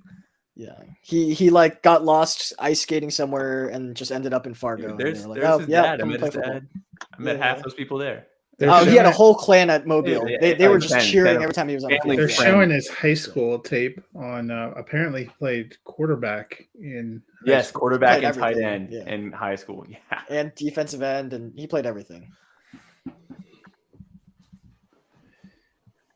All right, who's on the clock? Pick is in for the Steelers at 49. Bro. For the Kayshon Steelers. Boutte would make so much sense here because he just loves troublesome guys that work out. I mean, Tomlin is the coach for that, right? Yeah, he seems to is. be. Yeah. Tomlin is I the mean, coach. He's the only we one that had can no keep idea anyone what straight. kind of shit he was But doing why to do they keep need another AB under receiver? wraps. Exactly. Yeah. I mean, did you see AB tweeted he was playing for the Ravens yesterday? Like that was like tweet that was going around for a while. I saw a bunch of That's pictures today. of him in a Yeah, Ravens that's today. uniform. But Yeah. Yeah. Oh, this morning. Yeah. Yeah. It's been I such mean, a I long don't day. know how much I really believe Allen Robinson is going to do much of anything. anything. No. I mean, I think Yeah. I think he's completely toast. Yeah. You think Boutte's the best wide receiver on the board right now, though? I mean, I could see someone going Tillman. The best The- potential, but yeah, The I also NFL like draft him. seems to like him, even though he's a fifth-year receiver, which I'm not going Like, to support that. I but- know his testing was bad, but you cannot whoa, play as whoa. well as you did. Oh, never mind. What? Never mind. I thought Who you were you talking about talking Tillman's testing. My bad. No, No, I'm I- talking about Boutte. I wonder. I'm if talking about Boutte- Boutte. Yeah. Like, did the injury cost him? I think everything? so. I mean, will he recover in more time? Will he get back to where he was? Because I agree. I don't think he was a bad athlete as a freshman. Come on, he was ridiculous. I think it was a 4.38 reported as a freshman, wasn't it? Well, we have a request for D line for the Steelers, and Mike, I don't know if you remember, while we were in Mobile, there were reports that saying at a Keanu bar. Benton was getting first round looks from the Steelers, and they were saying that they might still look on at the him board, in the right? first round. Well, we're And not in we're Mobile looking at- anymore. That's fine, but we're also in the second round here, and that's value. I think Keanu Benton's my top one tech nose tackle type left out there. Who Otherwise, we can also are the Steelers receivers? I can't even. I mean, we've got. You got Pickens, George Deontay Pickens, Johnson, Deontay George Johnson, Pickens, Allen I guess. Robinson, Calvin Pat Austin. Freiermuth. breakout wide receiver Calvin Austin III this year. So I mean, So I actually The was short interested in kings. Calvin Austin, Hey. but The someone's Yeah, I gotta- mean, he was someone's one of my gotta stand forget-me-nots for the last short year. kings. their depth Thank you, at Barnabas. receiver Wait, I don't know, is- is that a good thing or a bad is thing? rough. Like No, it's rough. good. I mean, I highlighted him I last thought so. year. I thought- for day yeah, two. okay. Yeah. Or day two. I guy, like yeah. Calvin Austin. I mean, I think he's pretty interesting, but like, on special man, teams. on the surface, yeah, definitely as a punt return or whatever, but on the surface, that depth chart at wide receiver is Wow. tough. Well, great call, Barnabas. I just saw the pick. Barnabas- That's exactly who it Barnabas is the man. Barnabas It's is Benton. absolutely the man. Yeah.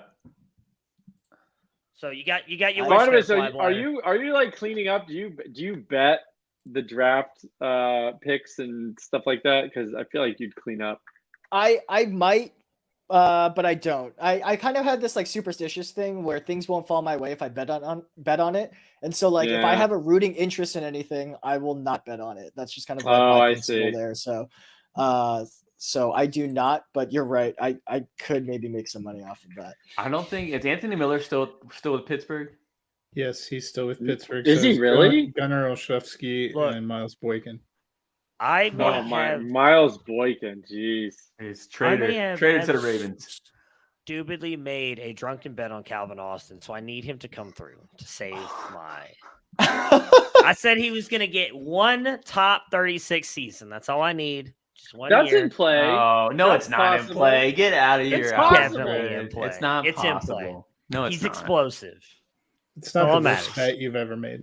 It's not the worst. Well, you know, Like, that's 2 debatable. or 3 It's not punt the- return touchdowns. Depends and on then the somehow stakes. go That like is true. The stakes were not 56. that. It was I have to get this person. I don't remember what jersey they have to, but if I'm right, they would get me some jersey. I don't remember what it was. I probably. So we not. got what? Who's I'm next? hoping Green they'll Bay. Yeah, Green Bay is on the clock. Which, by the way, did you guys know that they can't submit their picks till there's 5 minutes on the clock? I did not know did. that. I I did know found that that. out today. What's the For the clock first in the round, second for the first round, Is for the it first 10 round. Yeah, or for the 5? first round. Yeah. So in the first round, it doesn't matter if they know who their pick is. Literally, as minute they get on the clock, per the NFL, they cannot submit their pick till 5 minutes have come off the clock. They want to drum up. 5 minutes have that, come off the clock. Yeah. Sorry, 5 minutes. Oh. So Well, it they definitely gotta, they produced gotta by get the the Oscars interview. They got to producers. get the Yeah. interview with the guy on stage with the reporter. I mean, they have a show to run. They're not just looking at the draft. This This isn't your home. Yeah, league where exactly. You're trying to get The Will fastest Levis, picks Malik you Willis can. show. the the past couple humiliation years. show, Which, dude. It's by so the way, good. Is that not fairly ironic to anybody? I mean, I just tweeted this out, but like everybody's QB1 last year, Malik Willis got drafted by the Titans, and then this year, everybody's QB1, Will Levis, just got drafted over him. I'm just curious to see which QB gets Everyone's drafted next year. QB1.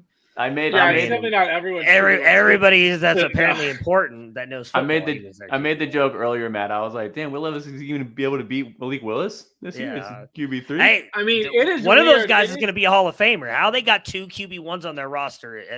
Bravo to A Tennessee. little bit funky, Bravo. like how So is it what? It's Tennessee- Texas right now? University of Texas, same thing, right? 2 QB1 something. I'm No, honestly, they only the- had one. The They only had Packers, one, and the it's Packers been pick got announced. Oh, here comes. I'm gonna say it. I'm saying it. The Yeah, Packers go pick ahead. at pick 50 is Jaden Reed, wide receiver from Michigan State. ooh, a lot of people liked him a lot. I kinda liked him in the 5th. I liked him in the 5th. Yeah, I mean, I'm just like- glad it's not the Patriots this year, dude. I'm just glad it's not the Patriots. All this right, year. Alfred, do you have a scouting report? He is the dude who did he start at Western Michigan and then Yes. transfer over, and he crushed it immediately. I believe as a freshman at Western Michigan, it was really good. Transferred had- over, thought he was going to be good right away, but like he had some injuries. He wasted a year. Then we had like COVID in there somewhere. He ended up being, I think, he's a 5th-year guy. That wasted year was an eligibility issue, by the way. I don't. Was it understand. free transfer? I guess maybe. I think it was. Yeah. So Yeah. He had Yeah, some But I it mean, was, it was. he was kind of like good, always good when he was on the field.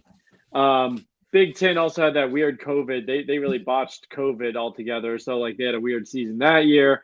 But like I'm pretty sure he's got some punt return capabilities. He's got some special teams, which I always like. absolutely. He's been good kind of always. I mean, from a freshman, he's a really interesting guy. He's just kind of old. I mean, normally I do write guys off for like elite capability, if they're 4th and certainly 5th-year guys. But, with the COVID year and the transfer year, Let me ask you this. Mingo or Jaden Reed for fans? I'd personally want Jaden Reed myself. Okay, I think Jaden Mingo's Reed, Jaden not Reed, the good. 5th-year guy who didn't lead his team in receiving this year either, who also has a shaky production profile. I mean, I think they're both temper your expectations for both. But if I had to pick one, I'd want Jaden Reed.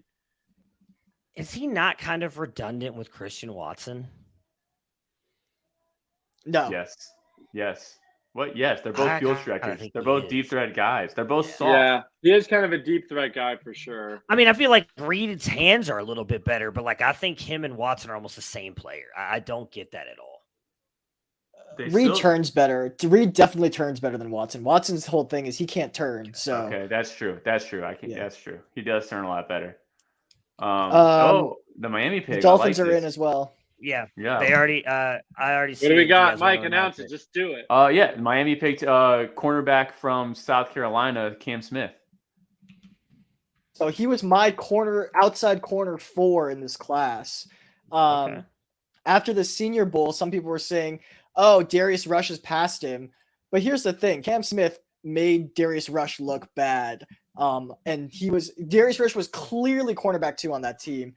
Cam Smith is like one of those, JC Horn types guys that's just like a good athlete, smooth, just a little bit handsy down the field. And so it's very similar actually to what I had projected for JC Horn, just, less of an athlete. So Don't say Cam it. Smith for sure. I know. I see in the Uh-oh. chat that someone These is saying picks it are too. flying in. I missed No, the it. Seahawks pick they've already announced. They haven't announced it for me yet. I don't know. Yeah. You're Also, mine Romeo either. Doubs is now officially dead for Green Bay. He's dead. Is he? I don't. RIP. No I one feel like from he's the- gonna be Romeo their Doubs. possession receiver. I actually feel No, like no one from I that watched offense the was good. I'm torn on what this is. Oh, they're announcing it right now. Seattle. Oh, Yeah. Who is it? Just say. Seahawks pick. Zach Charbonnet. Zach running back, Charbonnet. UCLA. Oh my god! No. They picked What are another they running back. doing? Like, what are they Kenneth doing? Walker. I got a phone call What too are from a we friend, dude. doing? Yeah, no. Well, that's not great for fantasy for any. Wow. No, it's horrible. For All right, Rashad Penny is gone, but it's now Walker and Charbonnet back there. Oh boy, all But the if Walker you're truthers are gonna be splitting- so mad. For football Thanks, purposes, that's a good backfield. That's really good. For Sure. fantasy, it's bad, but for football purposes, that is an amazing backfield. Yeah, but it is a I'm bummer just glad it's because not the I Patriots did this like year, am I right, boys, Charbonnet. or what? I did like Charbonnet in theory, but now you're going up. Wasn't Walker drafted in the first round? So Also- No, also- he was let's- second. Oh, you're Second. second. Okay. There was Let's no spin first this- round backs last Let's year. spin Yeah. this positively and just pray for a running back run happening now. Let's just say people are now like, oh, Yeah, I oh mean- crap, man, I need to grab Kendrick Miller now next. Well, not next. I'm going to Chicago Chargers. I mean, this is the Chicago range, right? could I use mean, a I running think back. Chicago could use a running back. So could Dallas, which is coming up. I think the Giants, possibly Buffalo. Buffalo. I think this could be a huge. Actually, run, that's a but, great point. Is Khalil Herbert right now the RB1 in Chicago? He him is. and Donta Deonta Foreman, I Foreman. think. Yeah. Oh, I think Foreman he's got split over there? shares. Foreman's okay. the Foreman got we over all know there. Herbert's RB1 over Foreman. Let's be real. I mean, I So agree. I love Charbonnet would have been a Herbert, great but I fit think there. they'll split Zach time. Evans, Like, Zach Evans, Abanaconda's up there. Bonaconda is your available. RB5 here, Alfred. He's my No, I'm just RB8 reading. I'm personally. just reading Okay. names. I mean, you've Okay, got okay. who would be your RB5 though? Like, Bigsby's in there, Chase Brown. It depends what you Achane. need. Yeah. I have A-Chain at 5, but that's just because he has that speed, but he's not going to be an RB1 for a team, right? So if I'd you- rather see you have Achane guys- in like a yeah. McDaniel or a San Francisco system. yeah, he I needs mean, to he be like an fits that RB2, perfectly. RB3. Yeah. Zach Evans is my best RB1 still left on the board. Kendrick Miller, Tank Bigsby, I think could be an RB1, but he has kind of that late game thing where he just bounces everything. He kind of like gets a little bit tunnel vision. So Yeah, I've been talking about that. I think it's just because, like, I don't want to say it's a patience issue, but his team is so bad that Tank feels the need to wait for the perfect hole, the perfect opportunity to break off that big run to get his team back in the game, and he would just suffer against competent defensive lines. So yeah. I mean, he's not Keaton Mitchell bad in terms of bouncing everything, but he's like Yeah. he bounces Watch it. things I love immediately. Keaton Mitchell's my boy. Watch it. Keaton Mitchell just bounces everything. He's like that one kid who was the best athlete in Pee Wee football, and you just hand him the ball and it's a dive, and he'll just Yeah. bounce that thing out to. And you can the get away 9 with hole. that Like, in the friggin' Yeah. G5. Dude, he would be a Yeah. flag football king. Dude, get him on the intramural sports. Absolutely. Get him in the Pro Bowl flag football game, and it's over. It's game Yeah, over. dude. we'll give him a bid in our fraternity just to win the flag football tournament. yeah. And Charbonnet to Seattle. That's actually interesting. I'm surprised that they felt the need to add a running back. Although I guess behind Walker, did they have almost anybody now? I mean, I DJ guess it's stuff Dallas, like Homer. Travis Homer, yeah. DJ Travis Dallas. Homer went to the Bears. Oh, so just Homer's DJ in it. Dallas. They needed Oh, a guy so who was like crowded running back room. 220. I mean, they didn't really have anybody who was 220. So maybe they just kind of want that. I mean, maybe there's a 1-2 there. I mean, where he will play right away. They do need a As kind blocker of the- for Geno because Kenan Walker cannot block. I feel like Pete's mean, Pete's Dynasty Might as well bring League in does Zeke their for that. rookie draft pre-NFL draft, and he's just trying to even the odds against the teams he's playing against. they were Like, having oh, such a good draft, in my opinion, and that just ruined it right there. with that pick. Seattle. Yeah. Matt, I love Matt's been so negative this week. I love it. That's I a love covering horrible Matt. pick. That is a horrible pick. Only it just for fantasy. seems very unnecessary. No, I think though. even It's for a good football for, pick. I disagree. Is it? I mean, like, I think he'll be good for them, but No, like, you because could if have you got s- another running back later. You got a You running can't back tell coming me- off of an ACL, right? And you got Zach Charbonnet, who's a better receiver Wait, than oh. in my Kenneth opinion. Walker than didn't Gabriel hurt his Davis. Ken ACL. Walker didn't hurt his ACL. Yeah. Yeah, Kenneth boo! Get Walker's this guy fine. off He the was- screen. He was trucking people at the end of the season. No, It's- he's fine. Penny He got that hurt, tore his but he A- didn't like tear anything. Yeah. Oh, sorry. You're sorry. brutal. You're brutal. So like Mike. that's my thing. Like I mean, again, you understand. You know the defensive side of the ball a whole lot more, but you can't. Is there not a defensive guy worth picking here? Didn't they pick 2 in the first round though? I still So? think Keep building out your Adabar should have gone here, man. Adabar. There's so many Uh, good, like watch Izzy Abanaconda, who he may not Yeah, be Zach I mean, I Charbonnet, would but say he's not if you that want far a off. big guy, go Watch like, him go in the 5th round. I would have rather taken Izzy in the 5th round and taken some defensive guys here than Makes taking sense. another. You drafted Kenneth Walker in the same range last year. Like, what are you doing? What is Tennessee But that's what doing? they've all Picking done, too. mid, Oh, mid I already told quarterback you year Tennessee's after year is stupid as well. I'm not defending Tennessee. Again, I Why mean, are it depends how you picking look at it. QBs It's every just year? easy for Matt and I because the Broncos and the Browns suck so much that they don't have any picks.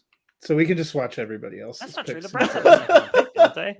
I would Oh, love it's the a third round Bears. pick. to Oh, that's right. Now they Yeah, traded we- it for you- freaking you and- Elijah Moore. Never mind. You and I won't pick until later tonight. And then- Right. Oh, Okay. great. So Chiefs are on the clock. Seattle's holes on the defense is probably at the Chiefs one traded tech, up. meaning they were Chiefs probably traded up. looking at Benton before he got drafted. The Chiefs have traded up and I hope they take Devin Achane. This would be so funny. Oh boy, that Check would out be. that train. Why? So That would we be have something. CH all Since over. The that would be Bears something. traded the pick back, they probably didn't even charge the Chiefs anything. They just I said mean, they'd do any swap Yeah, yeah, receiver, just for any free, just for receiver to free. Kansas City, any receiver for us would Keishawn be just Boutte. phenomenal. Oh, Down tie at they Boutte take- Tillman. If they take Boutte, Any we're all of them. back in, Yeah. baby. Everybody will Browns? be back in. Oh, the Bears picked. What am I seeing this trade? Yeah, because for? that worked out for all the people that took Sky I Moore at don't know. 106 The Bears last year. picked his. Well, they haven't even announced that the Bears took what's his name? Did the Bears draft it? Yeah. Bears probably take Hendon Oh, Hooker. so the Chargers traded back. Oh, the Bears got Gervon Dexter out of Florida defensive Oh, tackle. interesting. All right. Oh, Go Gators. Go That's- Gators. he was No, rumored a he's lot the to one go to the person Patriots. Seattle could have taken in that So the spot. Chargers traded back with. So the Chiefs. Chargers traded back. Interesting. The Jags No. have not drafted yet, right? I'm- The Jags have not picked it must- anybody yet. It must. I don't. The Chargers are on the clock, is what I'm seeing. I'm seeing the Chargers as well on the clock for me. Yeah. Yeah, am so I. I don't And then know it's what's the going on with Chiefs, Casey. and then it's the Jags. So the Chiefs trade up then in front of the Jags? I don't No, know. the Chiefs are still showing as having a pick at the end of the round. Oh wait, no, they traded up to Detroit. 24 Yeah, to yeah. Detroit. Okay. Okay, it just updated. Uh-oh, they're showing highlights of Will Levis getting sacked. Sorry. So it's an SEC defender. Oh, what? The pick Yeah. for Gervin Dexter. Bears. Gervin Is Dexter. that Dexter? Yeah. Yeah, Yeah, Gervin that's Dexter. that's your guy, Alfred. What do you got? Go Gators. I feel like as a fan watching, he was always underperforming what we thought he could be. I mean, he was supposed to be a just complete disruptor, and he just wasn't. I mean, he's good enough, I guess, but I never saw just elite anything from him, which is why he's a second rounder, I guess. So the pick is in, not the pick, excuse me. The trade details here. Kansas City got the 55th and the 194th pick, and the Lions got the 63rd, 122, and the 249. So Wow. That Detroit's sounds like kind of a- mopping up with this draft, in my opinion. Yeah, they moved I think back Detroit 7 actually spots loses on and- the point values on that. oh, really? so? They get a Yeah. fourth Well, rounder, no, a fifth rounder. I already Early know who fifth the and a seventh. Chargers are taking, so Go ahead. they're taking USC defensive lineman Tuli. Go ahead, Barnabas, because I'm going to butcher it. Tuli Pelotu. There we go, because I was not going to say that. Yeah. He's a stand-up edge. That USC defense couldn't tackle anybody, but he was kind of one of the bright spots. If there was a sack, it was probably him. Pretty productive. He's been in college for a while, but he's kind of he seems like a Chargers pick. He's not like he doesn't fit a very specific body type. He's just kind of amorphously in the middle there. But okay first step, decent speed, but not really a power rusher either. Kind of like you don't really know what he is, but he's kind of just a productive guy. So that's what he was in college at least. So we'll see what they can mold him into. Chiefs traded up, man. I can't wait to see what this is. Wait, so the Chiefs took the Lions pick then? Yes. That's yes. correct. Okay. I mean, what's there? I mean, I'm not up to date on these depth charts. Every Is it, running like, back is there. They need a running back. I mean, we all Do know They're trading they up for need a receiver. receiver? I mean, it's Yeah. Kelsey they need a and receiver then as well. Juju. Well, because I think they need to get in terrible front of the. wash. I think they need to get in front of New York here. Juju's a Patriot. The Yeah, Don't receiver Juju remind for the me. Chiefs Don't You're remind is me. God. about that. MVS. They have Kadarius Toney, and they have Sky Moore. My God. Yeah, so this has to be a receiver coming up here. Oh my God. You would Like, think so. Whoever they draft Please, might be. somebody give Mahomes something to throw to. MVS is their unironic. Whoever wide they receiver pick one. is going to be like wide receiver 5, like instantly. Is there? I mean, I wouldn't be it doesn't- surprised if they doesn't jump up Kelsey even have, your boy Jonathan Mingo and everything. I wouldn't be surprised if they jumped the guys that went ahead of him. Yeah. Oh absolutely. my God! Nope, I disagree. don't. I will not be whatsoever. Who'd they go? I won't ruin it. I won't say anything. I'll work on the graphic. Perry? A.T. Perry? I won't say unless you guys want me to. I hope it's not. Yeah. Go ahead. I nope. saw it too. I saw think it it's too. a bad pick. I think I Barnabas agree. laughing means he agrees with me. So I agree. Another Receiver? trade. The Bears are on the clock. Bears are yeah, back. they went receiver. They went. Give me the receiver. pick. Who did Kansas City pick? They took Rasheed Rice out of SMU. Oh my goodness. People are gonna love that though. People I thought love Rice was a it. first round pick. I love No, it. he is. I agree. People will Oh. like it. That's a horrible pick. I like it. I don't love it. I like it though. He's a No, great because zone people are playing player. man against Kansas City. They're playing man against Kansas City, and Rasheed Rice cannot beat man. I don't know what That's they're looking true. at. No, he can't meet man. He's a great zone. Yeah, player. and they're playing man because they have to bracket a Kelsey, so they're playing man across the board everywhere else. Sky Moore lives another year. Oh my gosh. See, this is why Barnabas is so important, is tell us that everyone's playing Sky man Moore against lives Kansas I City. could have told you that to about return Rasheed. punts another year. Mike, you can't or- tell us anything. Just kidding. Just kidding. You're a smart guy. You're a smart guy. All right, who does Oh Chicago my get back God. in here for? They needed to get in front of. Rice. Chicago's getting a Um, receiver here too. Probably They're Trey probably Palmer. getting I'm, a thinking, I'm running gonna back. say Trey Palmer right now. I forgot about Trey Palmer. He's around. He's kind of interesting, actually. I Well, think, he's even though I don't fast, like- so everyone knows the fast guys go in the second round. So I'm still waiting for Trey Palmer to go here. It's got to be. I mean, oh, Hyatt, Downs. This is a pretty big Downs fall. A lot of people thought Yeah. he was a first round pick. Hey, I really his name thought- is down. So I really thought the Lock Bills were down. going to take him when they. don't they I have mean, the Rasheed Rice little guy Downs, already though? that's- The Bills, no, their slot receiver was Cole Beasley last year. I mean, they Oh, were is this so the disappointed in Bills? Mike's guy Khalil. No. We're talking about, or I was talking about the Bills. I thought you mentioned. sorry. Didn't they have a short guy? Bears still have the little guy though, right? I forgot his name. Yeah, Darnell Tulane Mooney. guy? Mooney. Yeah, yeah, Or- yeah. He's still. yeah, there. yeah. yeah. Mooney and Moore. He's- So they're not going little guy Claypool. here. Yeah, Mooney Moore, Well, Claypool. I think the Claypool's Bears are tall, more it's just likely his to play take is a little. running back than a receiver. Well, they didn't. Who did they need to jump in front of here to get a running back? I don't think New York was going Yeah. running back here. So I think Oh, Dallas you're- and Buffalo might. So that's Yeah. probably who they Yeah. jumped. Buffalo's a lock to take a second or third round running back every single year, it seems. So. I would have loved to see Buffalo grab Zach Charbonnet.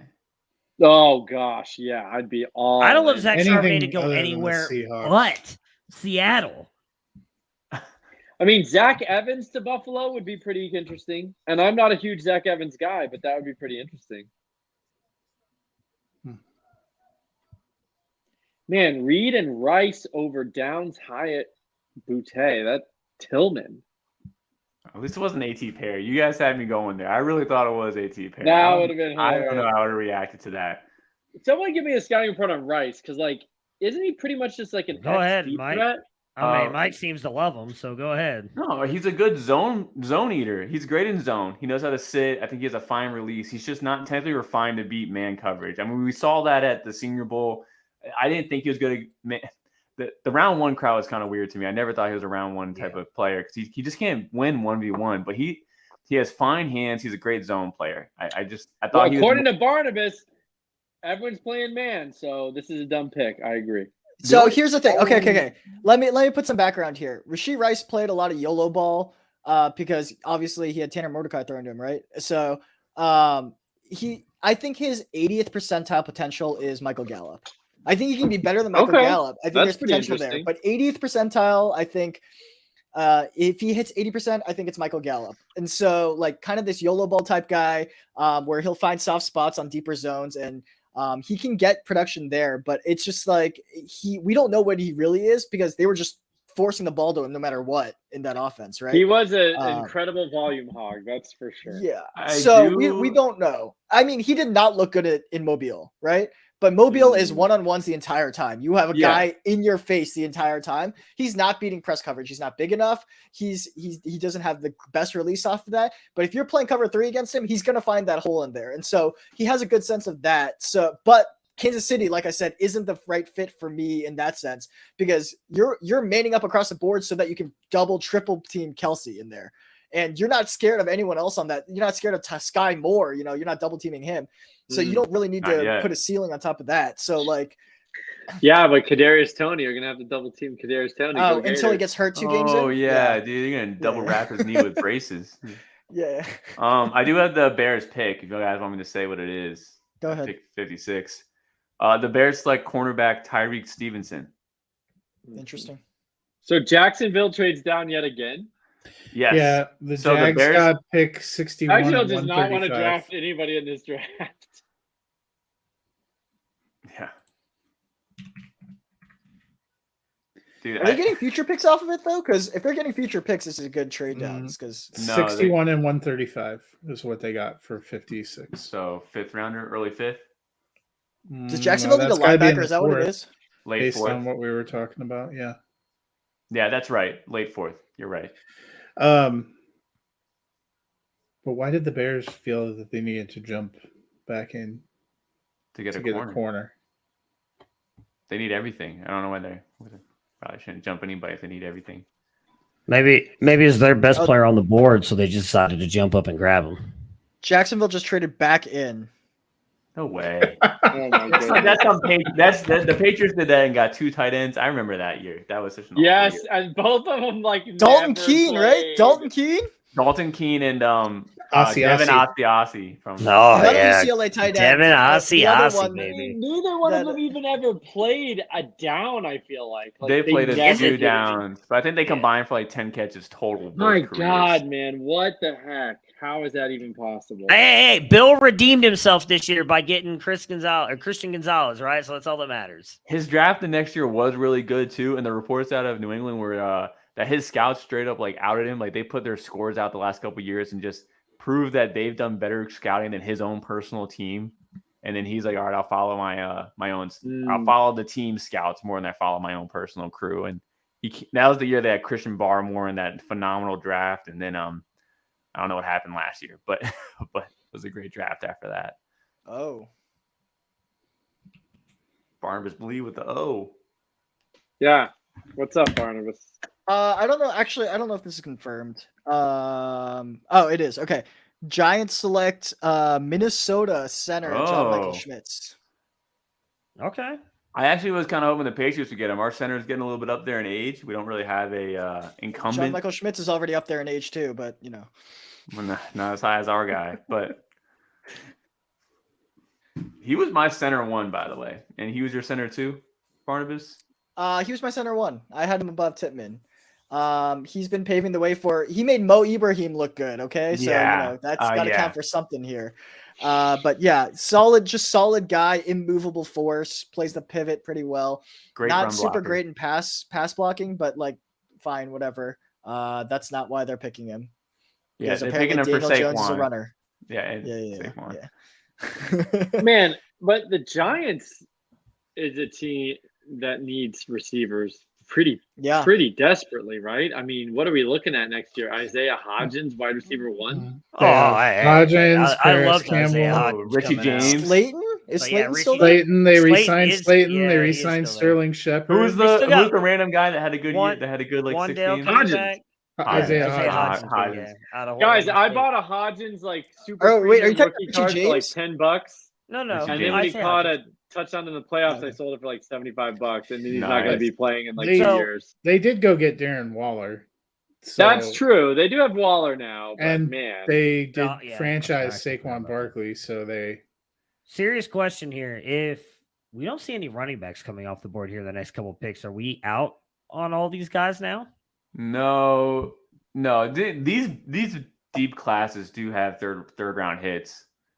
So I'm not really. I would agree with that. I overly think concerned. a lot of teams might be like, "Man, I got 5 running backs that I like. I'm not going to take them now." And then there could be a run in the 3rd round. I could see if that this for sure. if this was a thinner class and they were sliding to the 3rd round, then yeah, I would be very concerned. But I think there's just scarcity of a certain resource, and it's not running back.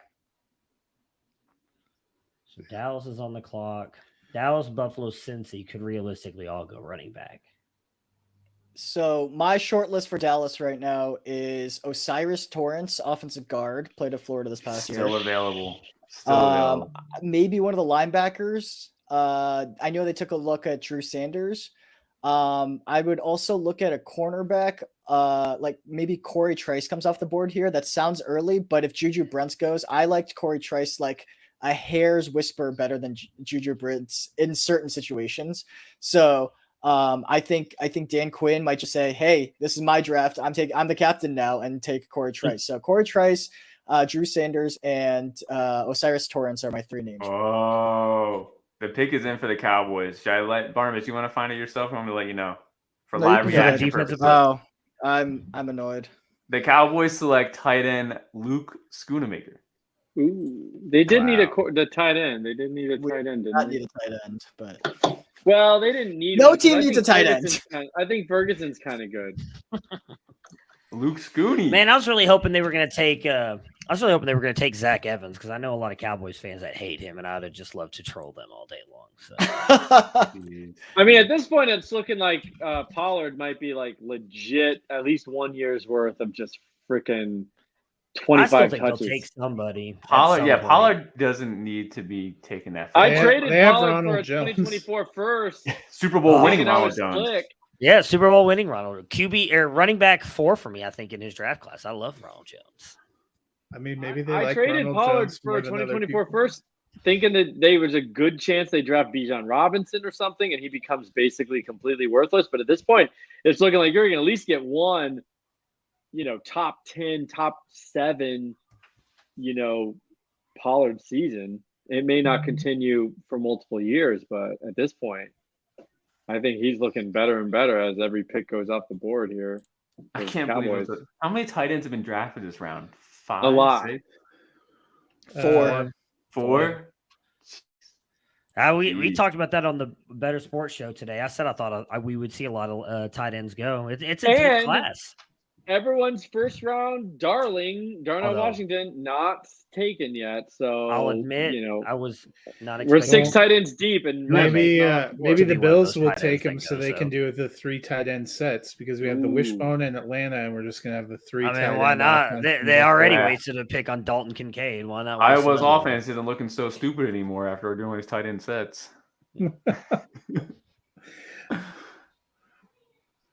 Ugh.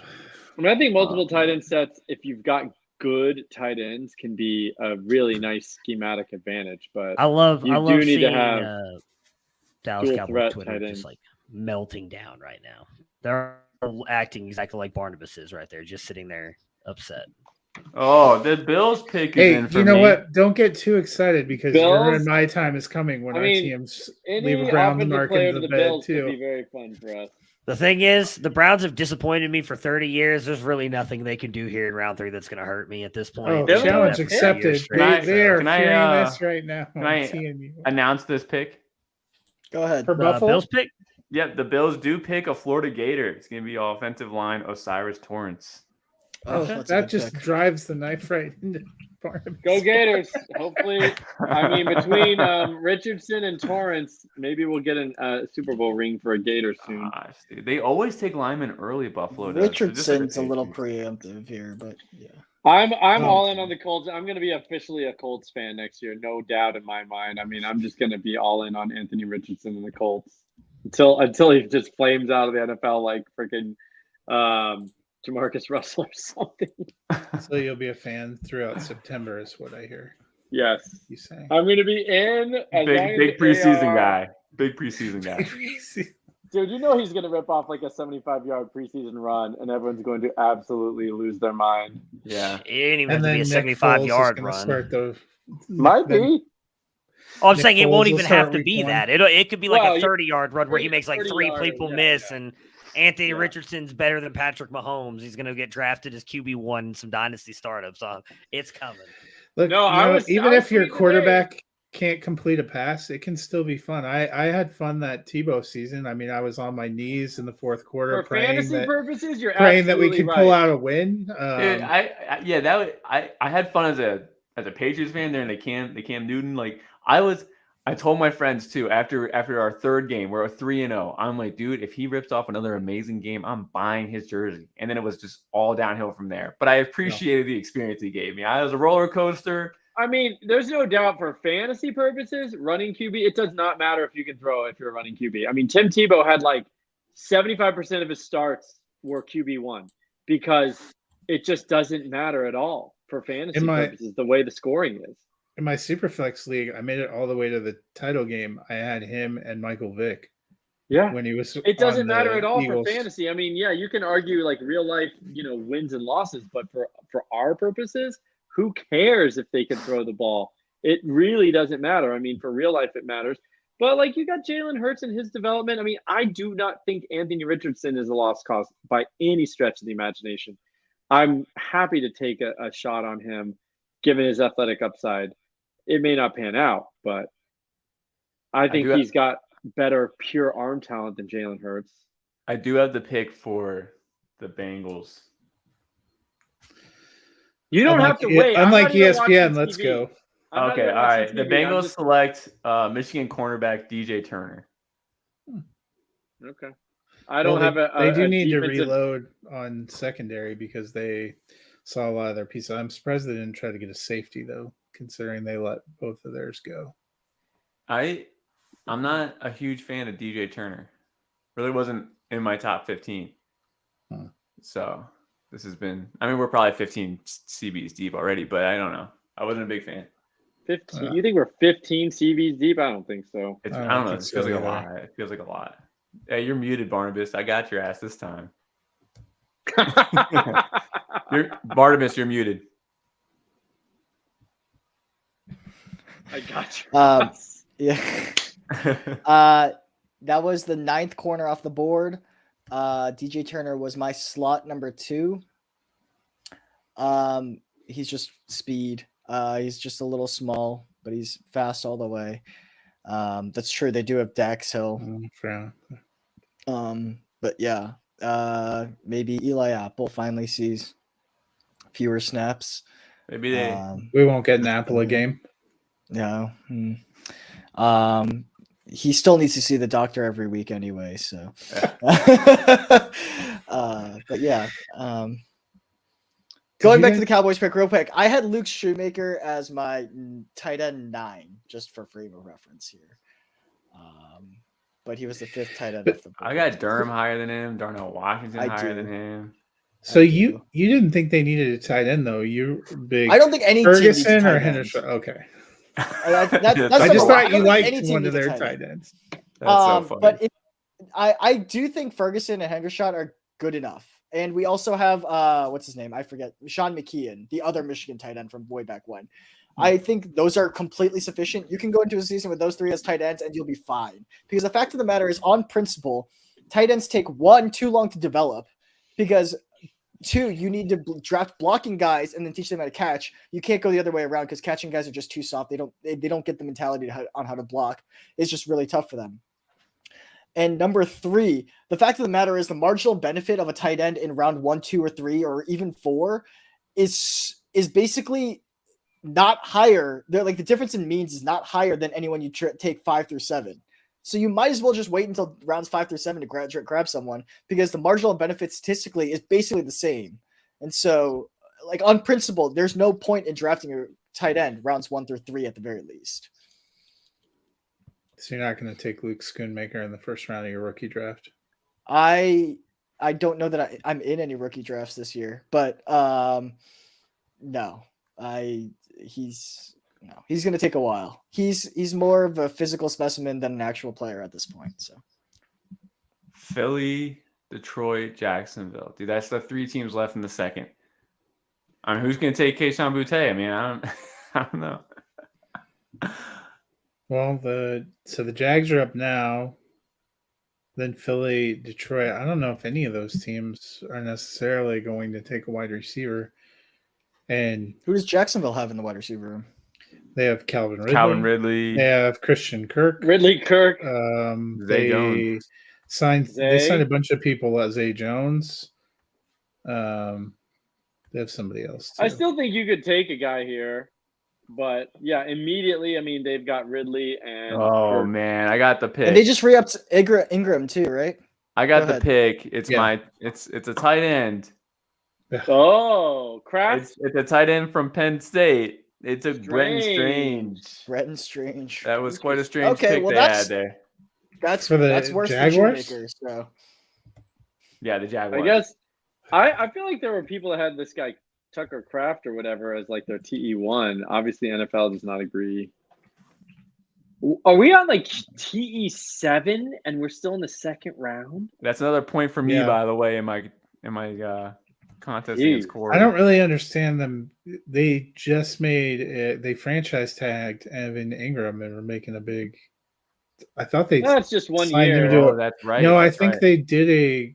I thought he was one of the ones that got an extension. No, I thought he got a deal, didn't he? Yeah, I think he I'll did look it a up deal. real quick. I don't know. It just seems weird, but at least Jacksonville made a pick because we thought they were just pick averse for their. They traded back twice in the first round, Yeah. and Oh, it's just a Who's your 1-year MVP? deal Bill for Belichick. 11 mil. that's what the franchise tag would be. So Oh, he must yeah. not have signed a long term yet. Maybe he shouldn't then. Well, maybe Brendan they Strange was my 10th tight end on the board, by the way. Yeah, he was deep. Tight end 10. Yeah, that's a worse pick than Luke Shoemaker. So is it more fascinating that we've seen this many tight ends go, or the tight ends that are going? Because you're right, Darnell Washington. A lot of people were high on him, thought he might be like one of the first 2 tight ends off the board, still sitting there. I'm feeling a little bit of vindication here. My whole thing has been don't draft tight ends, but if you do, you got to draft those kids from the Big Ten because they know how to block. And we've just seen what is that? 3. Yeah. Okay, but Three Washington tight can ends. block. Washington can block. Doesn't matter. It doesn't matter. It's I a do agree mentality with thing, and these that. corn-fed boys actually do well. And so the corn-fed boys from the Big Ten are the tight ends you want to take. And you got Laporta and Hendon Shoemaker and Hooker, Strange there are all very was no- stereotypical Big Ten tight ends. We only have one QB in the second round so far, and we don't think there'll be another one, huh? No, I don't think Hendon Hooker was ever a first or second round talent. I mean, Philly picked a quarterback when they had one on the roster. and We gotta turned trade, into- boys. We gotta trade. We got gotta to trade. trade. Someone's coming up The to pick a Texans are coming QB. back in. They're going running This back could for be sure. QB. Well, they're No, definitely not Scotty taking a Weaver. quarterback. No, they just got a QB. I forgot. Yeah. Plus, they have Keenum and Davis. Could this be Mills. Could Hyatt? this be Zach Evans? It could Hyatt, be get a outta running here, back. The Texans do need to take a wide receiver. We talked about their Matt Stunning came back lack for of- this. Seriously, Yeah. who is their wide receiver one? Like right Robert now? Woods. Dear Nico God. Collins. No, Robert that's Woods, Nico Collins, Robert John, Woods. John The Mechie. corpse of Robert Woods. Well, The corpse I mean, of Robert Woods. yes, I that's mean, he's why old. they definitely need a wide receiver. Robert Woods was the sweet guy for a while, but he's old now. And Well, he who would has- you take? Well, Mechie's Jalen coming Hyatt back or too, Cedric right? Tillman? Yeah, Mechie's back. He's Uh, already yeah. practicing. They said he's Yeah, fully he healthy. got cleared medically. That's Yeah. all I mean, got. I Downs mean, might good not for be a him on that terrible one. Can we just idea. talk about that real quick? Like Yeah, coming back from awesome. cancer, that's huge. Like, Awesome. Hey, I mean, That's he sad. had the what was it? It's the same thing as James Conner, and we've seen how effective James Conner can be. Okay, So, this is I not don't- the pick I thought it was going to be. Oh boy. go ahead. QB. Is it a wide receiver? No, it's not a skill position. The Texans boy. select center Juice Shrugs. Scruggs. Yeah. Okay. Shrugs, my bad. Did you guys see the comment from Shane about Washington? Darnell Washington has any issue? Yeah. Interesting. Oh, People have been I've- asking about it on Twitter recently. Okay. I mean, I can put a medical box on him, but that like if we haven't heard about it until now, it's just like it's just it's smoke, bro, because these Yeah. teams are wanting to get the discount later on. Are you sure it's not as bad as Will Levis's toe, and that's the reason why he fell to the second round? At least that's what Chris Mortensen says. So Yeah, and Sam know. Howell's shoulder. yeah, I will Good say news, this though. about Scruggs real ESPN quick. did find Yeah. Will Levis at his house and did like a 55-minute interview with him and Robert Griffin III while they've been trying to show picks. great, good for them, I okay. guess. What women did he have next to him during this 55 minutes? He If- it was looked like he was doing it off his phone. All I could see was mostly his ceiling. oh, I see. Good. Which was how high? It looked fairly low. I will say Juice Scruggs real quick. Let's give him his second. He's undersized center. He's kind of small. Perfect. that- Bryce Young won't have to worry about not seeing over. That's actually That a is great actually- pick. CJ That is a Stroud. good pick. Great pick. Oh, that's right. It's C- CJ Stroud. Yeah. Dang it, my bad. CJ Stroud's tall enough, so He is tall. Never mind. It's since I Um, wanted Bryce Young in Houston, but sorry, go ahead, continue. which is odd, right? Because I had Whippler higher than him, and I was lower on Whippler than most people. Why not give him his own center from college, right? That's a little bit confusing to me. But Scruggs is decent. He was my center center 6. So I think it was a bit of a reach, but he's a little bit undersized, but pretty scrappy, physical guy. Better hands, but he's a bit of a lunger. So he'll need to Oh sit dear back a little lord! bit. Broncos just traded into Houston the got end a of the haul, second by the way. round. Let me tell you what Houston got. They moved back 3 spots, and then they got the 188th and the 230th. So they got 2 late round picks just to move back 3 spots. You say Denver What? just? Oh yeah, Denver they're on the just clock. traded So into Denver just the traded up. yeah. I'm trying to see what they traded. Probably Jerry Judy. That's Wait, did they about traded how up into the they wanted Lions to take. pick? They're the last pick of the second round. Yeah, Denver. So Denver just traded Denver traded the 68th and the 138th for the 63rd and the 183rd. So they moved up 5 but moved back 50 in the late round. Oh, it's not the worst trade George Patton's ever done, so I guess props to him. Now we get to wait to see Matt freak out live on stream. Well, there's been a lot of the Denver analysts think they want Darnell Washington, which makes no sense to me because we already have like Yeah, 4 Greg. tight ends. But well, and we still have Alberto, and they still have 2 other guys on the roster at tight end. Do you remember the Albert O hype week? That was insane. Hype month. Yeah, it was at least a month. Yeah. I'm so addicted to drafting handcuff running backs and tight ends in the 3rd and immediately just ship them off. That's like my strategy. 3rd and 4th Not a bad round draft, idea. ship them off. Oh, Cole Kmet, yeah, I got him, dude. 2nd rounder, okay, yeah, I'll accept that. It's a deal for you because we're friends. You know? Oh, Adam Troutman, How Yeah. much Tyler Algier have you traded away? a lot. I got a lot of early seconds. I wasn't asking for firsts. I was willing to take a mid-second, but like the starting asking price was 202. I cannot believe in the fantasy community at large that you've still got people who hit on a mid running back and think that they found some multi-year gem. Like, this does not happen, folks. It does Austin happen Eckler- though once in a while, like Aaron Eckler is Rodgers. a complete anomaly. Yeah. A complete anomaly where multiple years. I mean, I traded him after 2 good years, and I thought I was sitting pretty, and he's had 2 more good years since. He's the absolute exception. Most of these guys are 1 and done, 1.5 years and done. And I don't know why people think they hit some. If you hit him on the year 1 or year 2, congratulations. Do not hold that guy thinking you got 3 or 4 years of like stud production. It's not going to happen. I traded James Robinson for what's now the 106 in one of my records. Brilliant. I mean, you got to do it. Like, that's just it. You got to do it, even if you have to send these guys off for like 2 years out. First The round Broncos pick. took a wide receiver. Oh boy. Did they Look at really? that. They took Marvin Mims. Oh.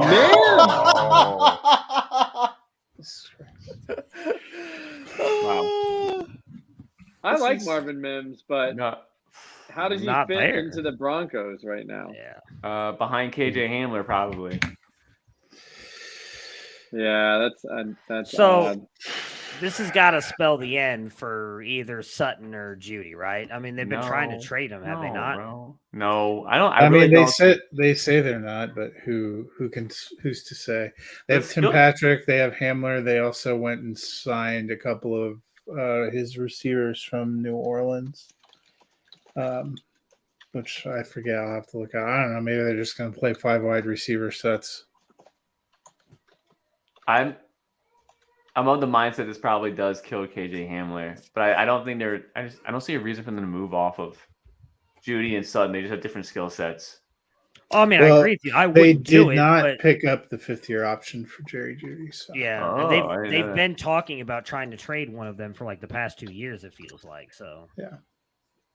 I wonder if this is like a move for the future. I mean, Patton signed both Patrick and Cortland Sutton to long-term deals, and they declined the 5th-year option on Jerry Judy. I think it tells you what their thought process was. Sean Payton's first draft pick as a Denver Bronco.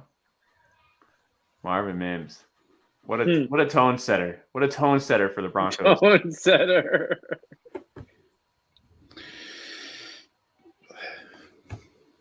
I mean, dude, I don't know, but we saw Brenton Strange, Gunamaker, Mims go here in the second. This is Well, I I thought thought funny because we took to Twitter after day 1. Oh, this is such a bad class, mocking everybody, and now we're at the end of the second round, and I'm like, I don't know, maybe this is a bad class. This is not looking great so far.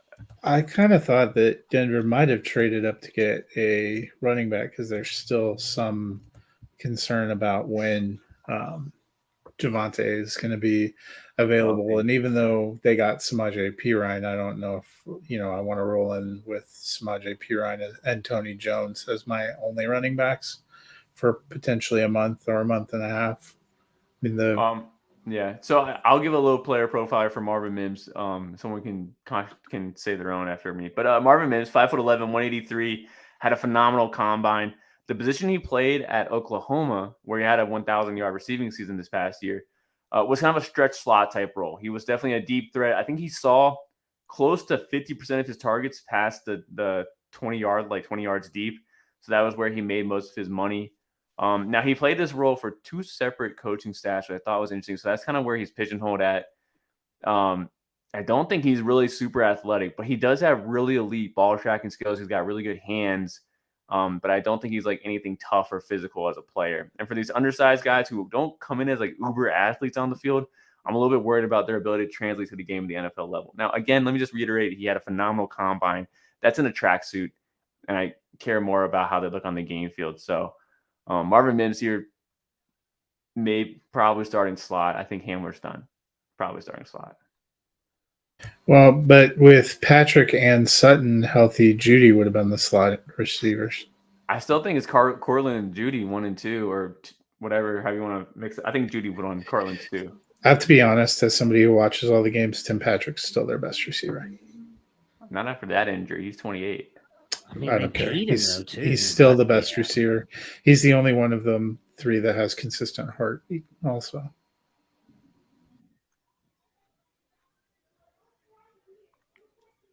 Did anybody have anything else different to say about Marvin Mims, though? Nope. I I'm like not drafting him. Mims. I mean, I know he's kind of that weird, like, small, deep threat, but he's just been good everywhere. I mean, he broke high school touchdown and production records. He was good immediately at Oklahoma. Like, he's just always been good. I mean, I think he's just good. Is he a wide receiver 1 for like fantasy? I don't know, but I think he'll be productive. I think he'll get on the field in Denver. I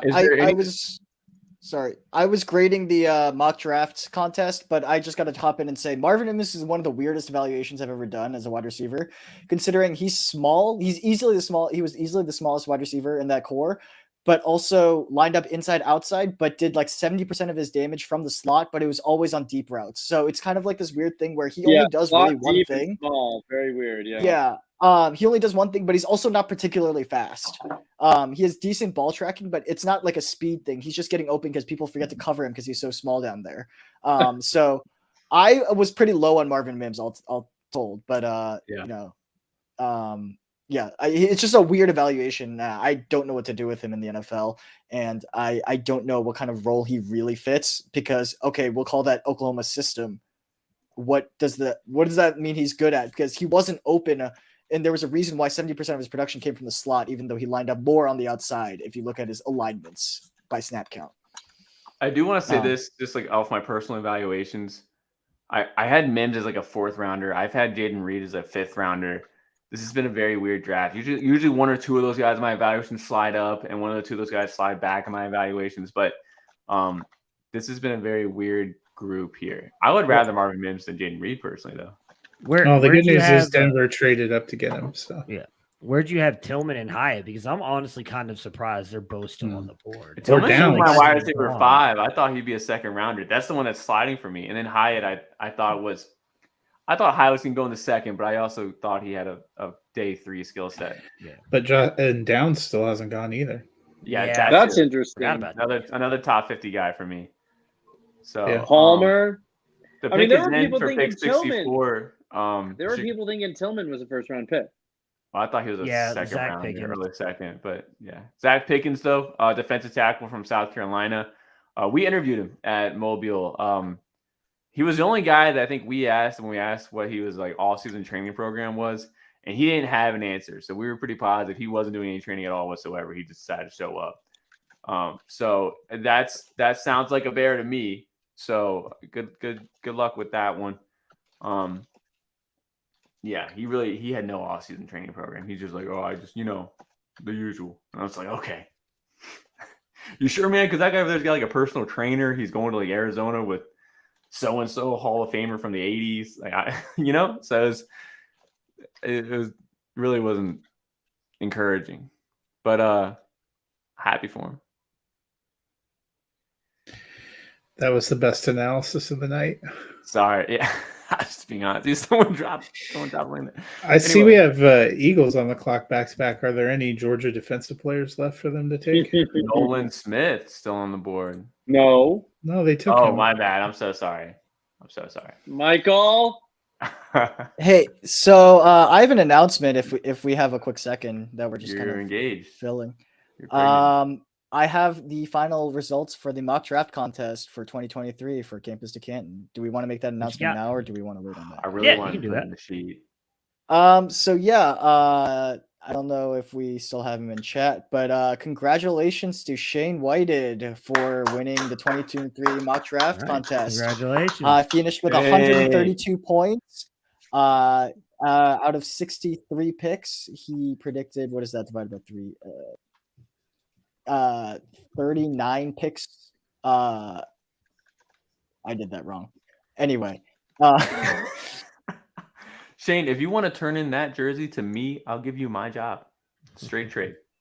Straight trade. 117 points. Shane Hallam actually at the end of round 1 fell out of the top 9, but made a quick push, and Shane Whited won by exactly 1 point down the Wow. stretch there. Nice. Dude, these Shanes, dude. That- I'm naming my first son Shane. It's gonna be a yeah. football analysis. Go, Considering that Whited only picked the pick to the player, so what selection the player goes to, only 5 of them correct. Shane Hallam had 9, but and also Shane Hallam also had 4 more team player pairs predicted correctly, but Shane Whited had more picks, like team picks, predicted correctly. And so because that is heavily weighted in this draft contest, that is where the points came from. So just thought I'd announce that out there. Well, congratulations to Shane. I'll also post it on Twitter later. Sorry, I know that sapped a little bit of momentum here, but I'm sorry. No, we're waiting I for. I was trying to see what the Eagles pick was. I see that it's in. Oh, maybe they pick Ringo. Kalen Ringo's still on the board. Chris Smith. Chris Smith is a better prospect than Keely Ringo. I know that's a hot take. I do want to say this though. PJ in the Slack said I'd rather see one-legged Darnell Washington than 2 legs on Schoonamaker.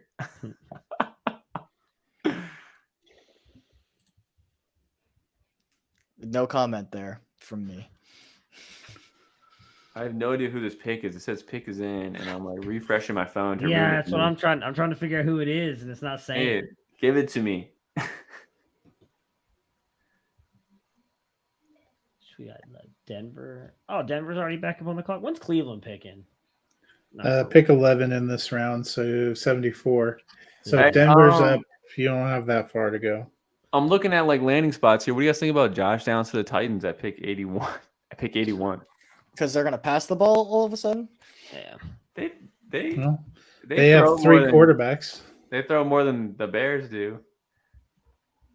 Do they? Yeah. What do the Eagles need? They seem like such a freaking complete team. I mean, I guess more deep. They need some manners. That's what they need. They need manners. Get that. Their head coach needs some manners. I would think it'd be sweet if the Eagles just picked 2 players right now and just didn't Tyler even wait Sheen? for the clock Is of that the the next pick? one. Well, they must have if they're saying Denver's on the clock because the Eagles had 2 back-to-back picks, and I haven't seen either of them get announced. I think Tyler Steen is the pick, if I'm reading this correctly. Oof, that one's a little bit rough. Okay, it's the 3rd round. Sorry, Zach Pickens. I went got the in pick. first It is Tyler Sheen for Okay. the Eagles. Steen. Yeah. Sorry, whatever. I'm not going to be seeing him on Sundays, so it's okay. Who is that? Who is Tyler Steen? Who? Barnabas knows who it is. That is the Alabama offensive tackle transfer from Vanderbilt. Kind of an immovable guy. He's a power guy, but can't really move. He put on a lot of weight throughout college. Not great movement. He's kind of just engage you and then occupy type of blocker. I wonder if they kick him into guard. I have him rated as a tackle, but I wonder if they kick him into guard. I see a picture here. Does he not wear gloves? He's just barehanded. Like, that's the way he No. likes to roll. I mean, most linemen don't wear gloves. I didn't really think about that when I started saying that. Interesting. I had him as my 1, 2, 3, 4. Oh, 12th tight end, 12th tackle on the board. I do have the pick here for the Eagles at 66. It's going to be Sidney Brown from Illinois, another CB. Okay. Or Safety. Safety.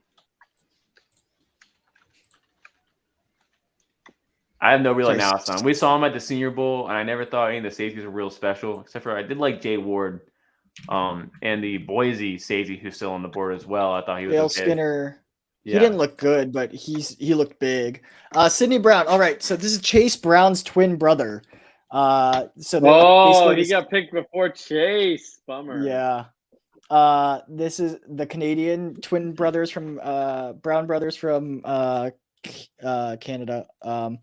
He's kind of got that like gamer, like the baller type mentality to him, big hitter, even though he's really small. He covers a lot of ground. He's pretty fast. But I wonder whether that height holds him back. He's not going to be the type that can play single high for you. But he's also not a box safety, but he might also be too small for a split safety. I don't know what we're looking at here in terms of he's not going to be manning up tight ends because like even, Luke Schoonmaker can stand there and just, bully ball the guy of that size. So he's not going to be manning up tight ends anytime soon. I don't know what role he has, but he had good tape. It just was like, the size still mattered though. We say like size only matters as long as you don't see it on tape. Like as long as you see it on tape, then it matters. But if not, then whatever.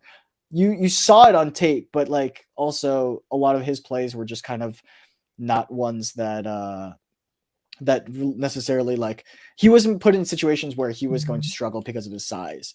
Unlike someone like Asante Samuel, if you remember a couple of years ago, against Clemson just threw 2 jump balls against him, and Florida State had to bench him for a few plays because they were like, oh, Clemson's just going to target you the entire time. So he's small, but like he hits hard. He's a physical guy and he's fast. So we'll see what role they put him in.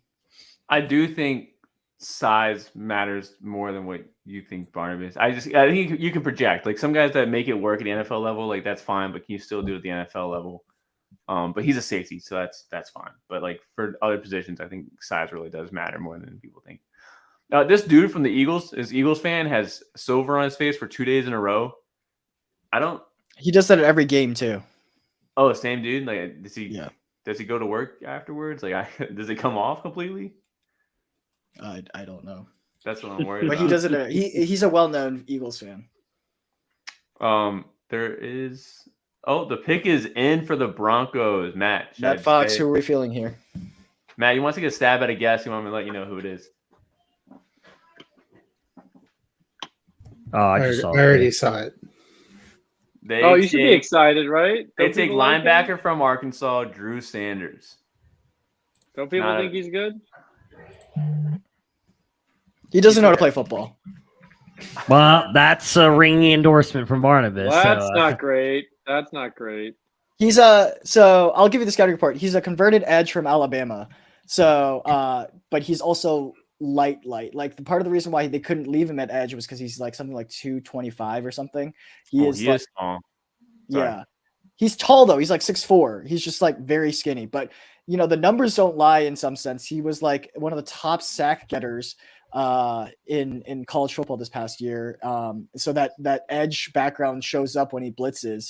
But he's not a processor yet. He doesn't know. He doesn't understand football from an off-ball perspective yet. So do you think he's a coverage guy, possibly? Because he is small and a little faster. He's athletic. He's athletic, Yeah. although he's a little bit linear. But I don't. You have to have. He's not a zone drop guy. Maybe he can survive against a running back out in space, but I wouldn't necessarily put him to the test often. Wow. He's I really bet just he- like I a bet- overhang blitzer. So I- maybe wow, you wow, end wow, up wow, that wow, route. wow, wow, wow. He What do we can got? lock up Mike, tight end Matt, Brendan Strange and Matt's got Schoonamaker. something.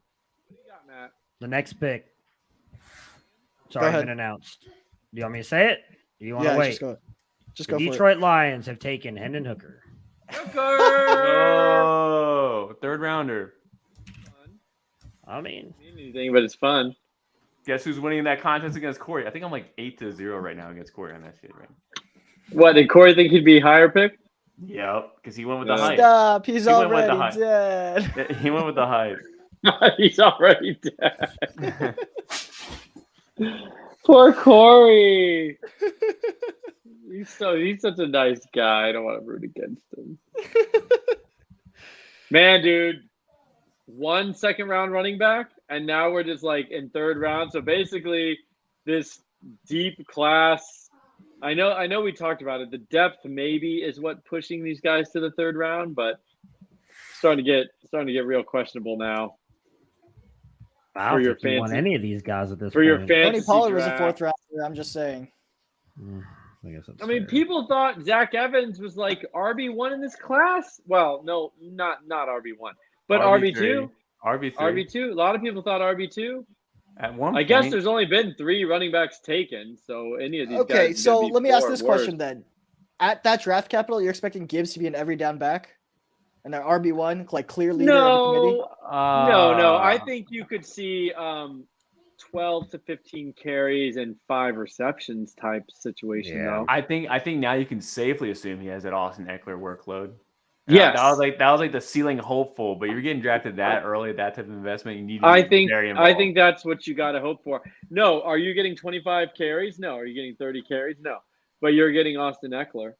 Because I think if Zach Evans is drafted within the next 10 picks, for example, I still think he gets more usage than we see out of Jahmyr Gibbs, even though Gibbs was taken, More 50 usage picks out of- earlier. I think he has more usage than Zach Sharp. I mean, I think you could see That's more true, too. carries. More carries. I don't know about more usage or fantasy relevance. Because I was actually talking about this on Twitter today with someone. 15 carries and 5 receptions, I'll take that over 25 carries only. And so that's 20 touches versus 25 touches, but the 5 receptions to me is much better than throw on 25 full-blown carries. I mean, I don't know. We'll see. I mean, Bears drafted David Montgomery. It took a few years, but he finally had a great season last year. He was and- good early on too before he got that knee injury. He had a really good season, and then he had got hurt. 3 consecutive fantasy relevant seasons. I know he Yeah, was he like was- And he was a disappointing as third-round far as pick, like an right? investment though. Yeah, Was he a third-round No, pick? Montgomery was the third round. I thought he was a second round pick. Was he Montgomery second? was a second super round. He was late. second. Super late second. But I think it was not a great draft capital. But yeah, he went to a team that clearly had no other options and was willing to give him the ball. That could happen with these guys. It just depends. I mean, I think after you get round 2, after round 1, it's very running back is pretty landing spot dependent, especially in the later rounds.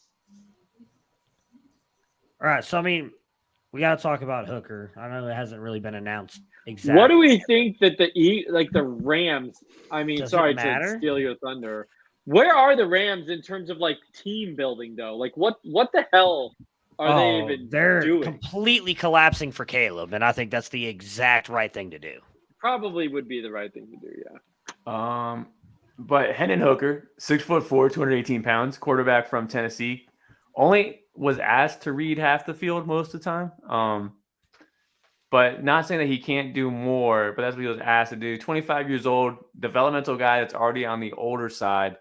But has tools and traits that you like in a QB. I've always thought Jared Goff was serviceable. He's not clutch. He won't clutch, but he'll never be the reason you lose a game. I thought their defense cleaned up their play. I thought the Lions could have been a playoff team last year. I still believe that even going into this year. So I mean, they were 1 win out of the playoffs, right? 1 win, half a win. Something like that. So I think Hooker is just a career backup. I've always thought this of his skill set. I still believe that to this day. Yeah, But he might I be agree with you. He might be like a Career premium backup. Yeah, Like yeah. a good backup where he comes in and he's not your who's that dude? Doyle or Boyle? Tim Boyle. He's not your Tim Boyle type. He might be better than that. Nate Who's Mullins. bounced around the league somehow. I don't know. Tim Boyle keeps getting a paycheck every time he's been on the field. It is a Dude, his agent. I don't disaster. know who his agent is, but Did that you guys guy. see somebody on Twitter Hendon Hooker only 3 years younger than Jared Goff. Jeez. Is he? I wouldn't have been surprised if Yeah. someone said he's only a year younger than Jared Goff. He's old. Like, I mean, you're really looking at what third round picks? It's only a 3-year contract, right? No, it should be 4. I think they're all Four? for So, 3 by years the or time that UDFAs his- or 3 years. By the time his contract comes up, he's going to be almost 30 years old. Because I'm supposed to be turns 26 this year, so he will be a 30-year-old free agent. 38. I'm not that worried about it. I mean, in terms of like, I wasn't going to stand him as a fantasy guy or anything, but like, he can still have a 10-year, 12-year NFL career. That's not nothing. With injuries, though, like we're assuming that these injuries aren't going to affect him that much, but Yeah, I think they've said he's already running in a straight line. I don't know how much that really matters. He's only had the one, though, right? It's just supposedly it's just his ACL. Voorhees is ahead of schedule too. Like everyone just gets. I don't know if you guys saw Yeah. that his agent sent out like that doctor's note this week, but just you know. I mean, I don't Okay. expect him to ever be anything. I actually like the landing spot, though, overall. I mean, good offensive line. I think he'll be fine in Ben Johnson's system if he ever has to play. But I don't think I agree with Mike. He's probably a career backup. Like, I'm not drafting him at the back end of the first round of Superflex League, expecting him to be like a No. God, no. Ooh, I'm gonna ruin this right now. Wide What? receiver Tank Dell just got selected 69th to By the Houston. Rams? Houston. Oh, Nope, to Oh, Houston. 69 is Houston, right? It's Houston. Yeah, it's Houston. Yep. That's That's a really high for a special guy. teamer. A lot of special teamers going early today. okay. So the Rams traded out of that pick then. I guess. Oh, I also have the 70 they're- overall pick from the Raiders is Alabama defensive lineman Byron Young. Okay. I like that. All right. Good for the All right. Raiders. Oh, I got to. New Orleans Saints. So, weren't there legitimate like blue check outlet type people saying Tanner McKee could be a first round, or was that just PFF? Just Just PFF. PFF. No, not just. There was Mike, was Renner saying that? You know who it was. You know who it was. I can't even. I mean, this is like that was ridiculous from the get go. Completely ridiculous from the get go. We're in the third round here, and Tanner McKee maybe he goes to the Saints coming up here. Yeah, but I mean, There's- I guess in fairness to him, didn't he start technically fading him toward the end here? I don't actually know if that's true. They or not. quietly started doing it, yeah, but he Yeah, never okay, really I thought so. explained it. They just started quietly lowering him like 5 spots like each week. So Tank Dell, let's do his profile. He's 5'8", 165 pounds. Electric route runner from the Senior Bowl. 1v1s are his thing. That's kind of how small size guys are anyway. He's a little bit slower than you kind of want from a guy. JUCO transfer, but yeah, I don't even know how to say it. If you're gonna be small, you better be like a top tier athlete, which he's not. So he's a great yak there. I think he's got great vision, great anticipation, but I don't know about him even getting the ball because he's gonna be hit off his routes. He's gonna be eaten up by even Emmanuel Forbes will eat him up. He's bigger. Hey, production don't lie though. He's What- a G5. what did he have? receiver. 1,400 G5 yards and G5 17 touchdowns. production, G5 Something like production. that. In the Yeah. G5 Okay, though, but- right?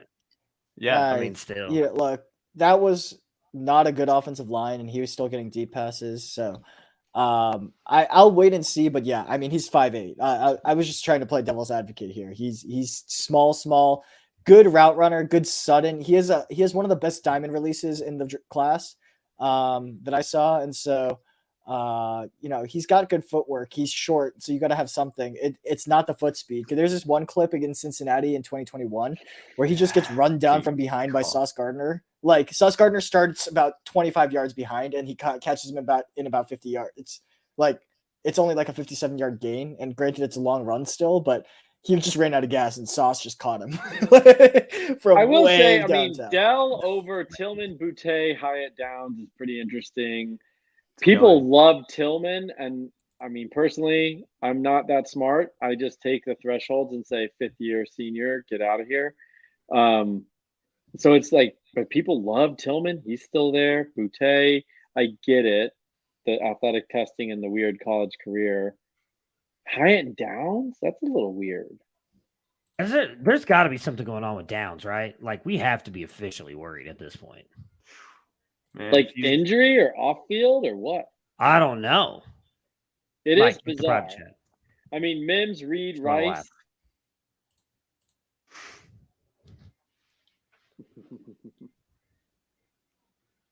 Jeez, dude. Yeah. Okay, so apparently the Saints made a really good pick. I see everybody in the chat talking about it. I don't. Let's see.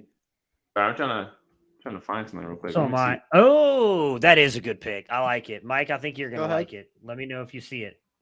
You can Well, just I'm announce trying it. You can Tanner, announce it. Tanner McKee. No, I was gonna work on the graphic really quick. Give it a minute. Oh, I got it. Then Let I'll the find suspense it. build. Let the suspense build for a second. I've got it if you want me to tell you. Oh, I have it. I know what it is. I got it. Don't even worry Say about it. it. Say it. Running back Kendre Miller goes to the Saints at pick 71. The youngest running back in this draft class. The guy People are that made going Zach to Evans quit football. love this spring. this. Dude, People are I going to love this. been trying This to is tell going to people for be years. This is going to be a dynasty. RB3. Everyone's RB3. dynasty sleeper running back. Everyone's People- dynasty sleeper. I mean, everybody. People commented on my grades on Twitter, and they're like, "I'm bookmarking this for draft night. You're gonna regret this."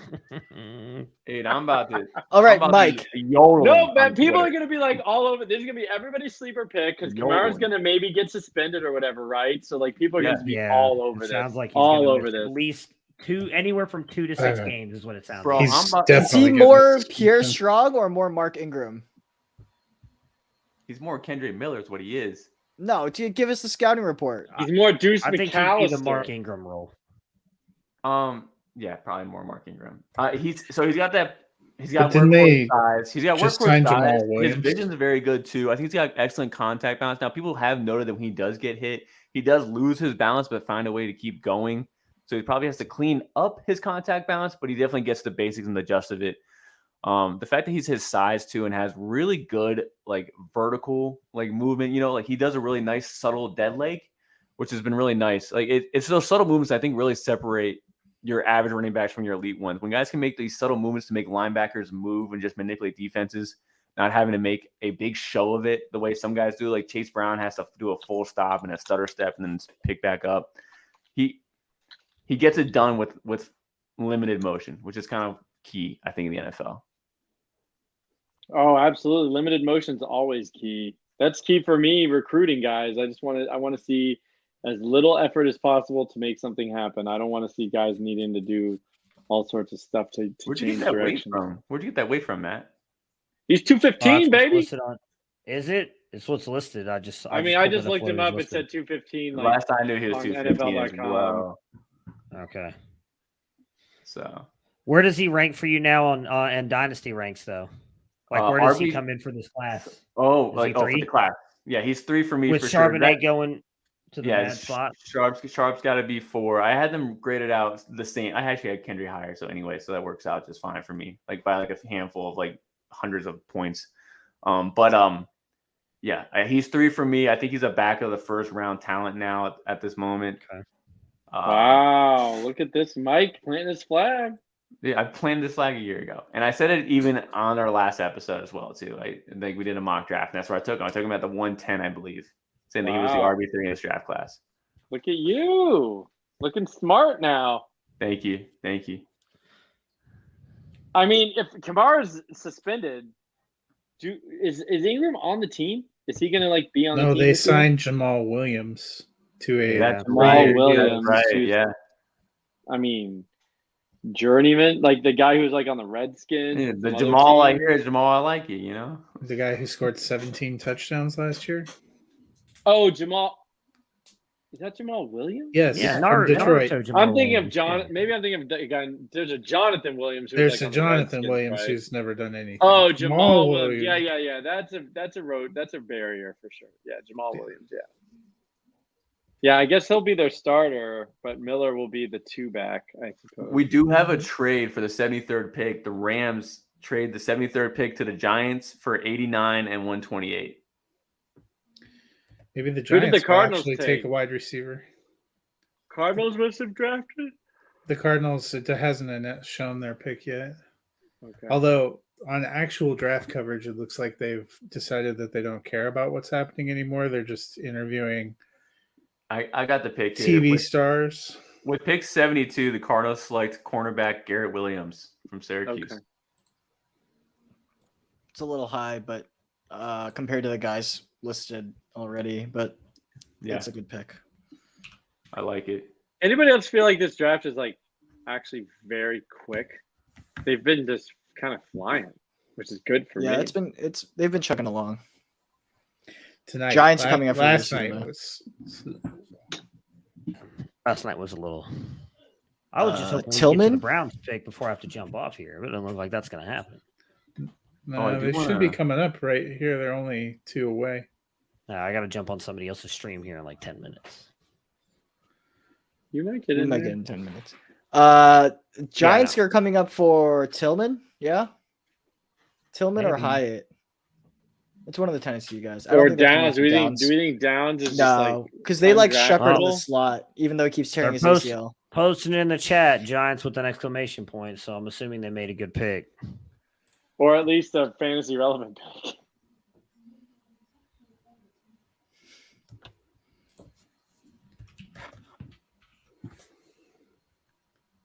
Let's see. I'm not finding it. Yeah. So I had this stupid stat that I found. I also wrote in the article almost a year ago now. For late declare wide receivers, the guys that do have that high size, as in 220 plus pound group, they have a hit rate of 9 out of 15 the last 10 years. Yes. Devi IDP, you can say it in the chat. That's fine. Let us know. So Yeah, we don't Oh, care. yeah. I'm not at a TV right now. So I'm saying that Mingo might actually be famous. I know he's a late declare, but like as far as Woo! like guys There their we size, go. bro. Okay. It's Okay. Hyatt, yeah. I like it. Oh, who? He'll have a Who? role right away, won't he? Who The picked him? Giants. Jalen Giants. Hyatt. Oh, I mean, All right, well, talk I to us love about that. As a Cleveland's Patriots needs, fan, though, I Matt. actively root for the Giants to burn, so I'm cool with this.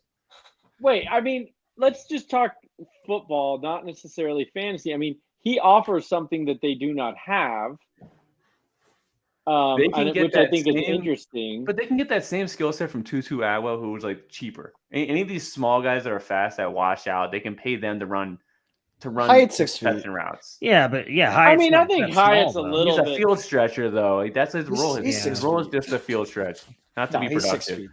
That's all that So- matters. He's 6 feet. Here's the only thing. Not that I think he's going to be like massively fantasy relevant, but I do trust Brian Daboll, who's going to be calling plays Yep. for him. That's fair. And I think with him being in the slot, he will find ways to get him the ball. I don't know that he'll ever be like massively fantasy relevant, but I don't hate the landing spot because he go in there and he could start day one. I thought Hyatt was fairly raw to begin with. Like I was not expecting him to be a guy who was going to go out there and play day one. I think there's a shot he can with the Giants. The But real it question seems like all the Giants have is slot receivers. They re-signed Sterling Shepard. They signed Paris Campbell. Cameron might not be They have bad. Wandale I forgot about Robinson. Campbell. Yeah, but they're They have playing Wandale Robinson. is Robinson. Campbell good? Slade, Like, yes, you're rattling off Richard names. But James. Campbell's never done anything. But that's in the thing. NFL. Like, they have all He's good when health. similar receivers now. So I Isaiah guess Hodgins, wide receiver X, Alpha X, Isaiah Hodgins. That's literally the only X they have on their roster. I mean, they finally got rid of no touchdowns Galladay, so Oh man, all time awful signing, and you kind of saw it coming. Twitter did not see it coming. Come Boutte on now. still on the board. Downs. What is that story? I agree. Someone said, "Is there a story there?" Like, there's got to be. It's gotta Well, be. He was getting visits, right? He had a lot of 30 visits. I think he had like 8 maybe. So By is the that way, what are these visits that are like designated So first round visit? What does that really mean? I never heard of that Look, before Brown- this year. you asked what the Browns really need. In my opinion, it's defense, Barnabas. I don't know if you can tell me who the best, I would say probably defensive line edge. I think they're fine at cornerback. They just traded for Elijah Morris. I don't know. They really even need a wide receiver anymore. Justice, is that like a prediction or is that a Oh shit! Are Is you it in the reporting chat? to us? I'm in Yeah. the private chat. Hang on. Why is Yeah, my I gotta get comments back not on my coming in? grind. I'm sorry. I gotta get back focused here. Oh, with the Browns. 74th overall Tillman? pick, the Browns select Cedric Tillman. That is a report. Damn, dude. Get All right. if you're a manager of Deshaun Watson, dude, they are getting him weapons. DPJ, That's a Amari big boy. Cooper. Well, you can leave out DPJ, Amari Cooper, Elijah Moore, and Cedric Tillman. I mean, That's a fine. trio. Is it? Is it? Is it a Are trio? you sure about that? You That's a sure trio. about that? That's Yeah. a trio. About that? I'm pretty positive that's a good trio. I don't really love that pick, to be honest with you. Well, who Like, would I you don't have? know. rather It's had? no Give us Shepard, the Hyatt, opportunity to pause Hodgson. here. What are the best defensive linemen and or edges on the board right now, Barnabas, and how highly do you have them ranked? Adibare is still Um, there from My next edge is Byron Young. Like I'm washed out of day 2 edges, basically. You got Okay. Tommy Adibore, who's a 3-tech type. He's a gap shooter. I kind of don't like any of the rest of these guys. I mean, my guy is Nesta Jade Silvera, but I don't think he's a fit in Cleveland. You have like 5-tech types like Isaiah McGuire and Zach Harrison. Zach Harrison could play edge because you guys play an even front out there, right? So Zach Harrison, I would be okay. I would have been okay with, but Tommy Adibore is probably the one. Oh, and Trenton Simpson's available. Although I don't know if you guys need linebacker help still. That's a good point. JOK's heart holding up, but Yeah, he's been Um, fine. not after Joker's that been pick. fine. It isn't. No. but yeah, I mean, didn't Cleveland finally move on from what's his name? So- LSU Greedy's finally gone. Yeah. Right? Yeah. Oh, their quarterbacks are set. They've got was it Denzel Ward, who they brought in the kid from Northwestern. I can't remember why I cannot remember this kid's name. I absolutely love him. He was phenomenal last year. And Paul. I cannot remember his name. No. Oh, you're not talking Cornerback. running backs? Cornerback last year. They drafted him high. Why can I remember his name? He's kind of small. Yeah, I know who you're talking Yeah, about. But he was yeah. phenomenal last year. And, Oh, and they got, Keon Crosden? Keon Crosden? No, what? He came from Northwestern. He's small. He's on that last team. year. Keon Crosden Last Northwestern? year, not this year. Last Yeah, year. Keon Crosden was I know who you're looking- talking about. What's his name? But he was phenomenal across from Denzel Ward. Well, I think Denzel Ward's one of the best cornerbacks in the league. I think he's widely underrated. Then you've got what's it, Grant Delpit, who, after coming back from that injury, has been pretty good. Newsom. Yeah, Greg Newsom. Thank you. Yeah, I love. I Greg liked him a Newsom. lot too. Yeah. Their secondary is fine. So my issue with the tilt, like, they've got. Oh, dude. Can I say these next two picks? Yeah, go ahead. All right. With the 75th overall pick, the Falcons select edge Zach Harrison. And with the Patriots, this is so on brand for the Patriots, dude. It's so on brand for us. All right. The 76th overall pick, the Patriots pick safety Marte Mapu. So I don't on know what that brand for us. means. He's a small school guy who's a linebacker. Sacramento State in the house. Yeah, who they converted to safety at the Senior Bowl, and he didn't look good there. No, he is a safety. They converted him to linebacker at the Senior Bowl. They moved him okay. down. Yeah. Well, Marte that's what we Mapu's kind of like that J-Ron Curse type guy, a little bit bigger, can really hit and can follow around tight ends. But Sacramento State, and he was a 6-year player at Sacramento State too. Like he's on the older side, but I'm gonna root for this Go ahead. pick because somehow the Patriots kill it with these small school guys. They just do well with them. I don't know. They just do. Zach Harrison, I really like too. So I'll give a spiel on him. Yeah, He's listed as an edge rusher, quote unquote out. He's not really.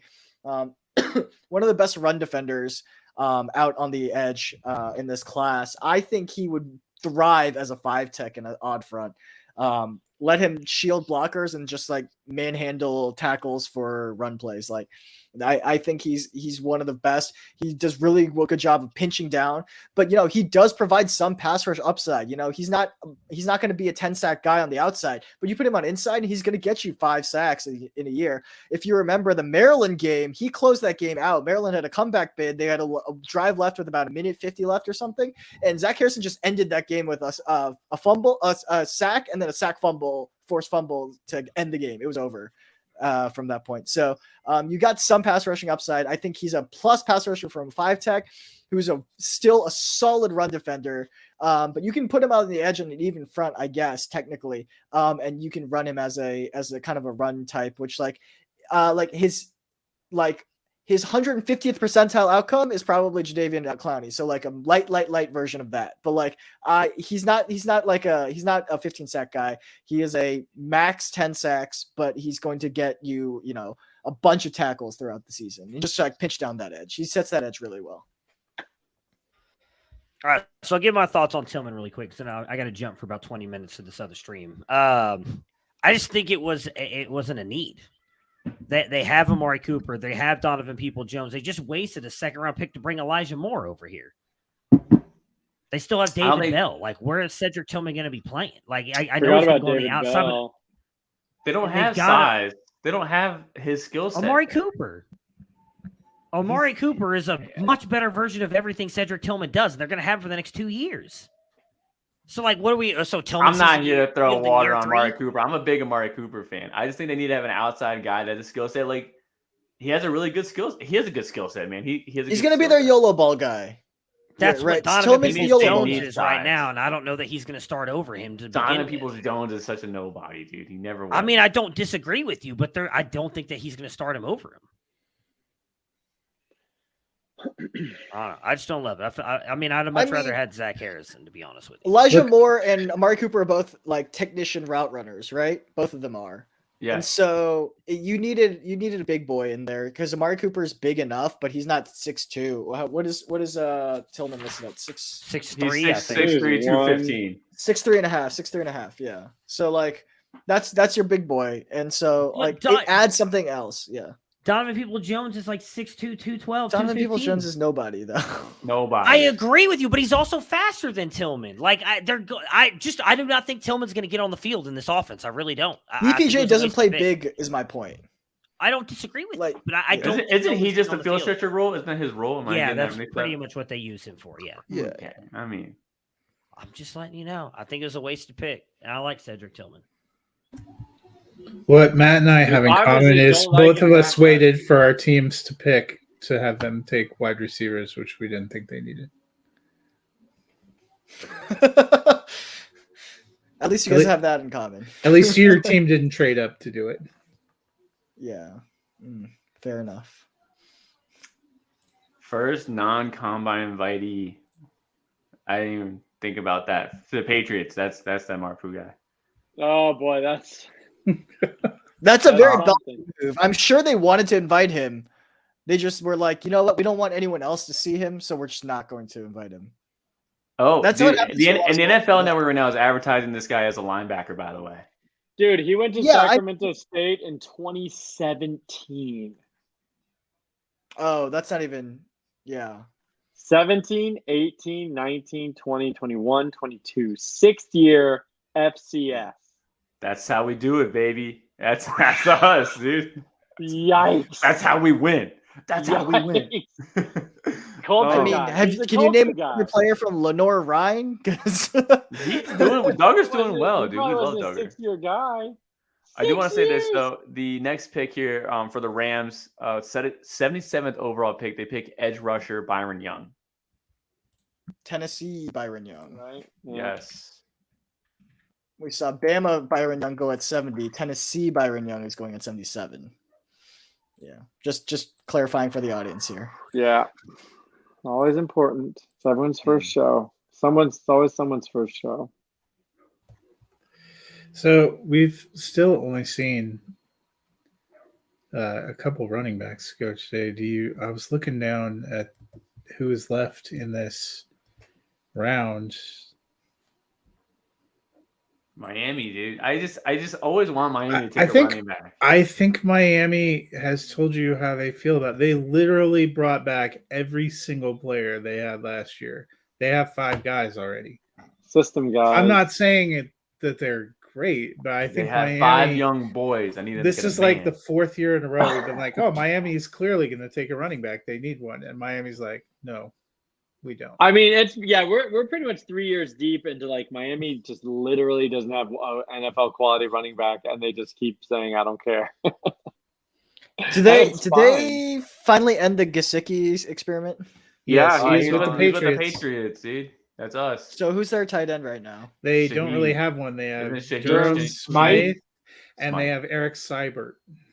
So So Zach Washington or Strange Kraft right here. could make sense.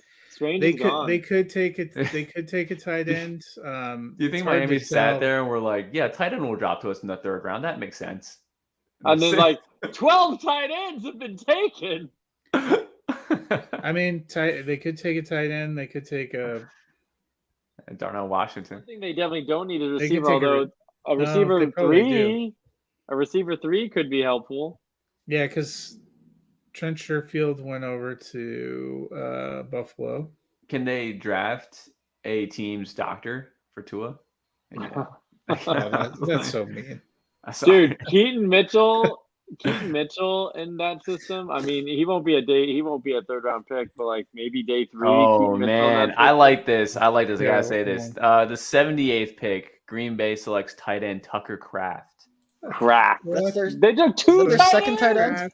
Yeah. Yeah, but this guy can actually catch passes. No, this guy can block. You mean? He can do both. He can catch passes. What can Musgrave do? I'm not really sure what Musgrave can do, but Tucker Kraft can do both. Man, it's they might need hilarious an how equipment manager. How I don't much know. Green Bay refuses to take wide receiver? Or no, they did take a wide receiver. I guess they didn't. They Jaden who Reed. did they get? Jaden Reed. Reed, and they did take Watson and Dubes last year, but late picks. They won't spend an early pick on them. Well, Watson was a second round pick. That's right. Yeah, He was. and he You're still right, you're can't right. turn. I'm just saying, he still can't. I turn. mean, Dude, they are going fast. The Colts pick are in too. Good. Did they get- Why would we? drag it out? Oh, boys, the wait is over. The Colts select at pick 79, Josh Downs. Finally. Okay. That's a good Slide stops. Oh, that was my excitement down there. So that's actually pretty reasonable, right? Because losing Yes. Campbell, who's their slot? Pierce, big slide. they Not that signed Slot Isaiah was ever McKenzie. healthy either. They signed Isaiah McKenzie. That was who was profiling us. Oh, okay, prior that to would be this. interesting. Yeah. So let's go back to the Dolphins for a minute. Beyond Hill and Waddle, these are the receivers that are on It's their bad. team. Chosen Anderson, Robbie Anderson. They just Yeah. went and signed him. Braylon Sanders, River Craycraft, Eric Uzakama, Braxton Berrios, Cedric Wilson, and Freddie Swain. Braxton Berrios, wide receiver 3 in that offense. I mean, they Eric could. Izukanma No, I is think actually- they think Robbie Anderson, who I mean, changed his Keyshawn name to Boutte- Chosen for no reason. Keyshawn Boutte would be potentially a luxury. Like, hey, let's just hope he's actually really good, and despite the athleticism, and comes back from injury. I mean, that would be reasonable. We also have A.T. Perry, who I don't think is very good. Charlie Palmer. Jones. Palmer, Scott. A lot of Palmer. people are high on. Palmer and Scott Wicks is both still out speedsters. there. Yeah, Hutchinson. Wicks can stay out there. Wilson came up a lot in this process. Yeah. I don't know if we're okay with his injuries or not, but But that combine Stanford was guy, so right? bad. Like, he's one of those guys that needed to have a perfect offseason, just like Mingo. And then he kind of like fumbled the bag there at the combine. all right. Puka, your guy Puka is still out Yeah, there. Nakwa. Yeah. Puka really feels like a Patriot player to me. But yeah, He does feel like a Patriot. Puka could be good there. No, actually, no, I don't like Puka there. Puka has like a gadgety skill set, kind of close to the line flanker, and I think they kind of use Waddle and Tyreek already in those capacities. So that would just be too They crowded. do. I mean, I would say they need someone down the field, although both Waddle and Hill can be downfield as well. Maybe they just need like a bigger guy. I mean, Well, with Eight- the money they Wow. invested in Robbie Anderson, Braxton Berrios, and Cedric Wilson, I would guess they're probably not going to take a receiver. they're just fine. Well, Are are they fine, or have they decided they're fine? Two different Yeah. things. Washington could be interesting for them. Will Anthony Richardson be able to pass to a player that's 5'9"? Will he be able to get that on that type of target? Downs is a good ball tracker for a guy that size. I mean, he's been doing a lot of ball tracking, a lot of adjustments. I mean, I Hey. still want to see Achane in like a McDaniel system. That would be pretty hot. wow. Yeah. I mean, Um, they So, could Carolina take a traded running up. back. You never know. Spears. So just to talk Downs further, we're not really expecting much out of him out of fantasy anymore. Because I do think Richardson has an accuracy issue, which I think they can clean up. But like usually those guys need big wide receivers to adjust to start off. I can see Downs getting a bit lost here, at least until like maybe like year 3, year 4, convert into like a Lockett type role, like a downfield type of player. That would be like where I think he can find his success. But I don't think he's going to be a short. Well, it's area. like, I mean, look at Josh Allen. I mean, if you want to dream the Josh Allen trajectory, first year, he was, I mean, from a passing perspective, just worthless. I mean, 52% and, outlier. Terrible. Even year 2, I think he was bad as a passer. So it could be a few years before the Colts passing assets are really something that you want. But effective on the ground immediately for Richardson. But yeah, I'm not sure I'd be thrilled if I was a, Michael Pittman manager, or forget the tight ends, Josh Downs. I have a lot of Wood stock up. I have a blocker. I have so much Pittman, and then I'm like, at first I was not excited, but I thought about it, all the trash cans that kind of came through, and I'm like, you know what? It can't get worse. Like, it can't get worse than what he was already. Yeah, it probably can't get worse. I mean, did they roll? Brissett, I guess, was on the Browns last year. Brissett, Ellinger. They had like 4 guys. Brissett wasn't with Ellinger. Brissett was in Cleveland. They had Matt Ryan. Yeah. Nick Foles, Sam Ellinger. Yeah, it can't get worse. Can't get worse. And Foles was Mr. atrocious. Longhorn. Matt Ryan, I guess, is washed. Where's he this year? Is he even playing? He's just released. How much But, dead I cap do mean- they have from that? He's not that old. They took How a can he ton just of be- dead cap. How can he just be horrific? Matt Ryan's like Oh, 38 or okay. 39. Is he This is 38 one of the now? oldest in the Okay. league. Let me look it up. All right. So with the Fair enough. 80th pick here, the Panthers traded up to select this Oregon linebacker, but it's not Sewell, it's DJ Johnson. 5 tech. He lost weight for the process because he wanted to be considered an edge, but he's a 5 tech. Yeah, we talked to him. They're gonna- I am they're curious gonna what put the weight trade back on package him. was, though. They're gonna put weight back on him. He's played in Oregon for a while. Another good run defender. Although he's less of a stack and shed, and he's more of a bump and move type of guy. But he sets that edge pretty well, and he's a good run defender. Not really a whole lot of pass rush, in my opinion. That Oregon defense was like super highly recruited, but underperformed a lot, and so I like DJ Johnson as a player. I don't know that I like him at 80 when you could get someone like I liked guys like Isaiah McGuire or Viliami Fehoko better. San Jose State in the house, but DJ Johnson's a good run defender, and so if they felt, I think that's a good counterpoint. If they play an even front out there, I think. So you have Brian Burns on one side who plays 0 run defense. So if you have DJ Johnson on the other side just to play run defense, then you're at least stopping your gaps up a little bit there. I do want to say this, though. He did start out as a tight end. The tight end converted to the defensive end. Matt Ryan is going to turn 38 in the middle of May. He's started 234 games. He was the 3rd overall pick in 2008. So I guess I'm just for a while. spoiled by like Rodgers and Brady. I guess most guys Rogers really- is 39. Brady I guess- is like 45. So.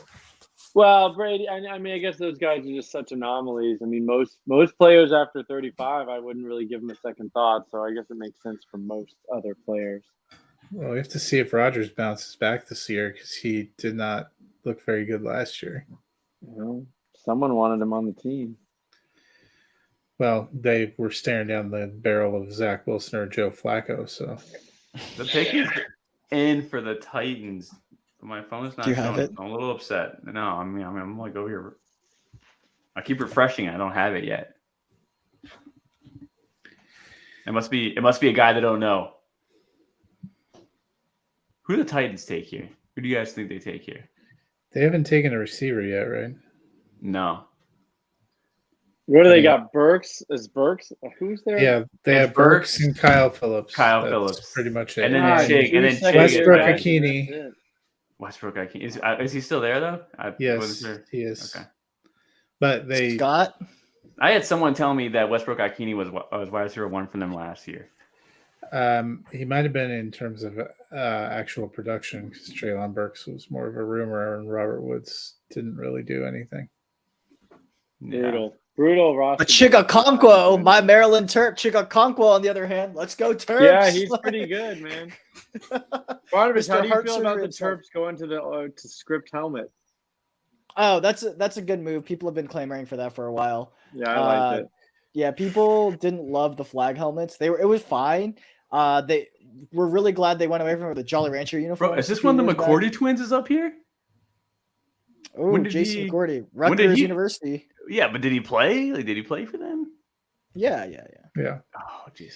So these are literally all the receivers that exist on the Titans roster: Treylon Burks, Nick Westbrook-Ikini, Kyle Phillips, Chris Moore, Mason Kinsey, Reggie Roberson, Racy McMath, and then they have JC. tight ends Chiga LSU. Okonkwo, Kevin Rader, and Trayvon Wesco. Wow. Oh, Yes. You guys Good luck, remember, Will. you remember Good when they luck, picked Will. Dez Fitzpatrick right in front of Amon-Ra St. Brown just to cut him And like he's after not 1 even year on and then the re-sign team, him yeah. and then cut him again? Yeah, he's not Mason even- Kinsey, though, that guy's sticking around. He was one of my UDFAs 2 years ago. I was like, watch out for this guy, and at least he's sticking around. Everyone needs one UDFA crush each offseason, you know, just to He was from Berry College, which isn't that far from me down in Atlanta. D3. He was like one of the best D3 players ever or something.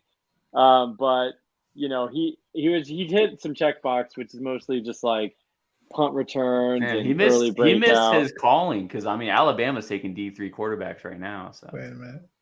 you know who Tennessee's my guy was back selection- in the day? Who? Here's a callback for you. Brian Quick, App State. yeah, that was my guy. I had That was my rostered guy a for a ton of while back Brian then. Quick. Yeah, Brian. Well, that was Quick. back when scouting consisted of is he big and is he fast? That's it. And he Jason- was yeah, big Jason's and he was giving us fast. long What can I speech. say? That's all Oh, that wait. mattered back then. Why is Jason giving such a long speech here? Let's get to the The Titans took Tajay Spears. oh Okay. oh man, Whatever. I mean, RB5 Oh, off the board. by the way, do we think that there was that rumor that Henry was going to the Eagles, but I guess not? No. Oh, And they said no. they're not trading him, so Yeah, Akbar tweeted it. Yeah. I do want to say this though. The Titans only brought in like 2 or 3. Oh no, they only brought one running back in for a visit. It was Tajay Spears for a top 30 visit. well. So they won't be able to throw the ball, but they could roll out 3 quarterbacks, or they could do 2 running. Spears ahead Maybe of, they're doing the wishbone. They'll put Malik Willis and Tajay Spears So, back there okay, with Henry. can I please be vindicated a little bit on Zach Evans? Because there were people saying Zach Evans was like their RB2, RB3 at worst, and you know how good he was. It's not And a I was talent like- issue with Evans. It's like the production profile and Well, the exactly. off-field stuff and injuries. Character He's issue. like, Yeah. listen, I Character. don't care what skills you see on tape. Is a reason the guy went to a bad depth chart at TCU, couldn't play, and had to transfer. And then even when he transferred, got basically outplayed by a true freshman. Like But he couldn't play. It was that he wanted to save it. Like every single injury he had, he took it super serious. Like I'm saving my body for the NFL. Like, that was his thing, wasn't Well, it? And that- then press that- conferences. to me, that means something. Like all of that together is this guy's not. He's not going to. That profile does not do it. I mean, Well, I we- okay. well, So I he's the headache, personally, right? I He's the one that asked personally, for a release for his LOI, right? Like I a personally day had after him he signed high. it? I had him high, but I always acknowledge his red flags. And best believe I'm not drafting him that high anymore. He keeps falling. I won't draft. I him mean, that high. I just think you gotta take all the pieces together. Like if you see it on tape and he's so good, that's great. But then you gotta ask yourself the question and not make excuses and say, why did he not dominate at an inferior depth chart at TCU for 2 years?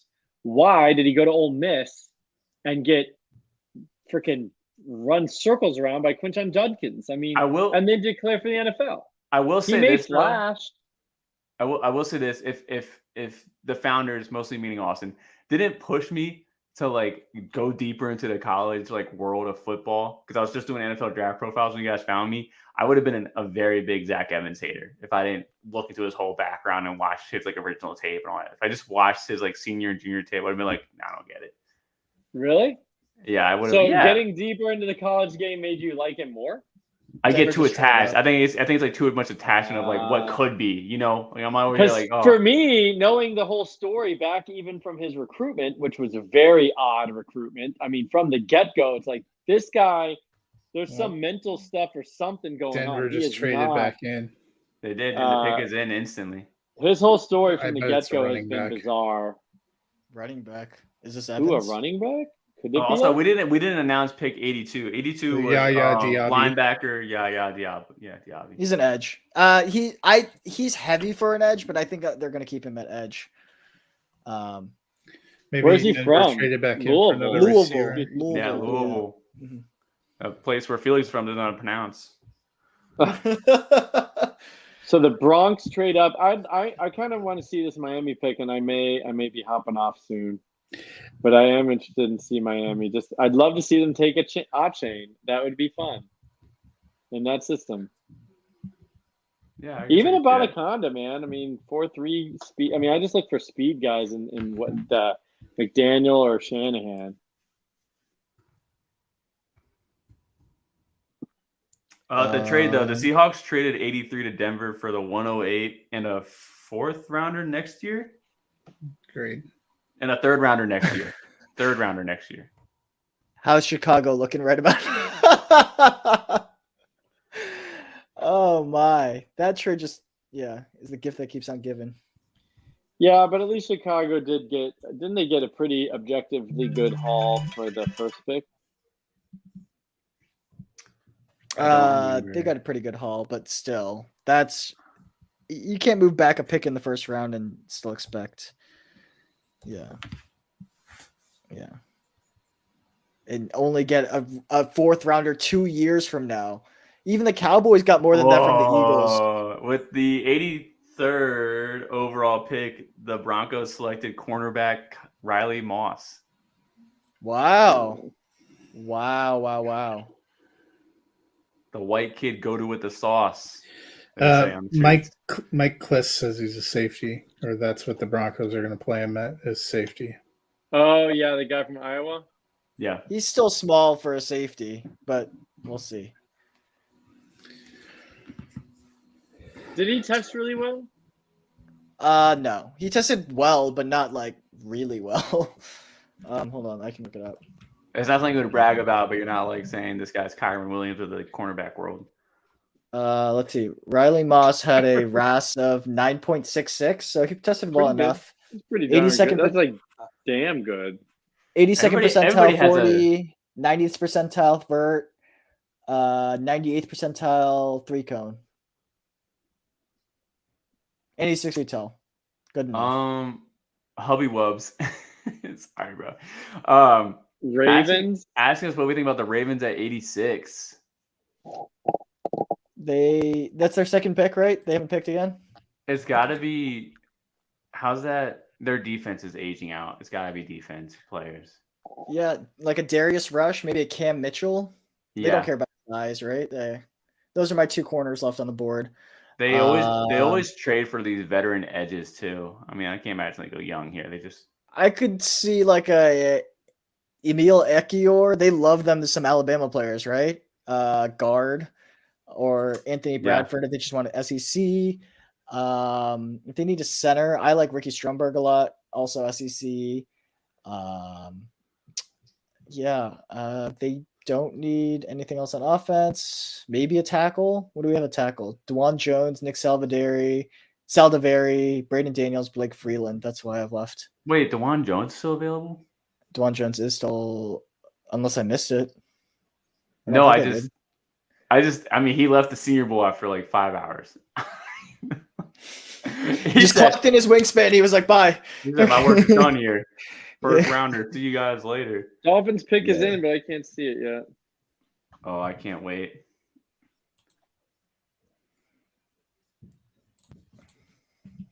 You get off my phone, Tom. Oh, Keely Ringo's still available. Yeah, I thought people loved him. He's obviously not that elite. Super athletic, super unrefined. So I guess he didn't interview well. They're just like, I don't want to train this kid. I have to wait for the TV. The TV's going to tell me first. It's crazy. Running back, Devin Achane. I've been saying it. Oh man, dude, they already got Myles Gaskin. What are they doing? Interesting. I mean, I think that makes it Achane like fantasy relevant right away. Yeah, it does. I mean, I guess speed is their thing there, which makes sense. I mean, how different is he than Raheem Mostert? Like, he can be that kind of player. Well, Raheem Mostert's got some size though. He got some better No, contact. Mostert's teeny tiny. What isn't he like 215? Well, no, I don't think so. I think he's barely 200, but he is probably bigger than Achane. I mean, Achane's very small. Mostert's, well, it's 5'10", 205. I think he's been under 200 most of his career. They love their undersized guys. They're running back. They just, I mean, that system loves fast speed or small and fast. But I think that's pretty is in too. So, are we taking Devin Achane before Zach Charbonnet? No, you I don't can't think do so that. either. What about you, Matt? No, I think Achane becomes RB5 though, I don't know. ahead of Spears. Well, I think the question for Spears and Charbonnet is how many touches they're going to get, what the division's going to be. I mean, I could see Charbonnet being 50-50 and getting more receptions than Walker, but Spears, I just don't see how Spears gets anything meaningful. I can see Zach Charbonnet punching it in. Let me see this Chargers pick coming in. The thing with Charbonnet, he fills a role that like Seattle doesn't really have, and they we took like him in this. second. They paid linebacker Dion Henley, another Senior Bowl guy. He really shined at the Senior Bowl. I mean, really versatile, kind of like do-it-all linebacker. But he's older, a little bit undersized too. That's kind of the concerns. But we loved seeing the production out there at the Senior Bowl. And he was a great interview too. Really smart guy. I think he can be a coverage linebacker, though, at this next level. I don't know if he's like he's light. He's light. So I'm not really sure how much power he's got, but he can definitely be a coverage linebacker. Damn,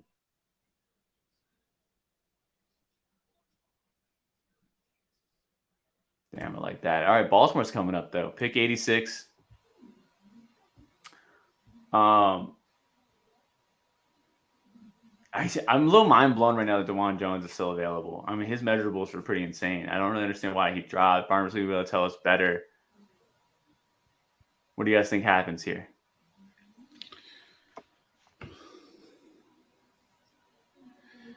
Baltimore might take a defensive player. They only had the one first-round pick, right? I don't remember if they picked in the second round. I believe so. I remember they took Flowers on last night, but I don't remember them in the second round.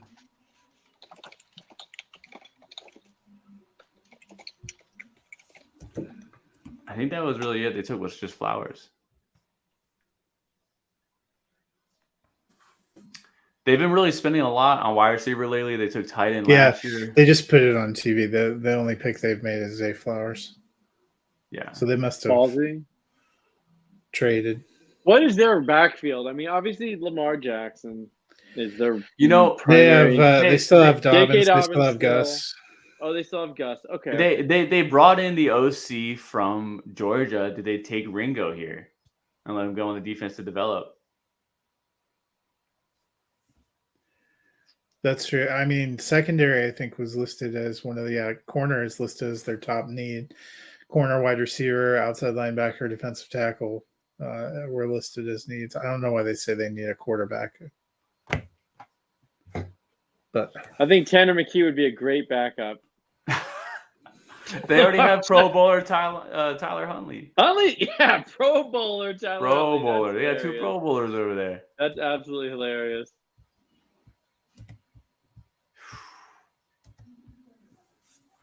What if they did go running back? That would be crazy. Hey, isn't McBride small? I always thought he was really big. He's 5'10", 215. He's got that requisite. No, 209. So he's He waited at 209.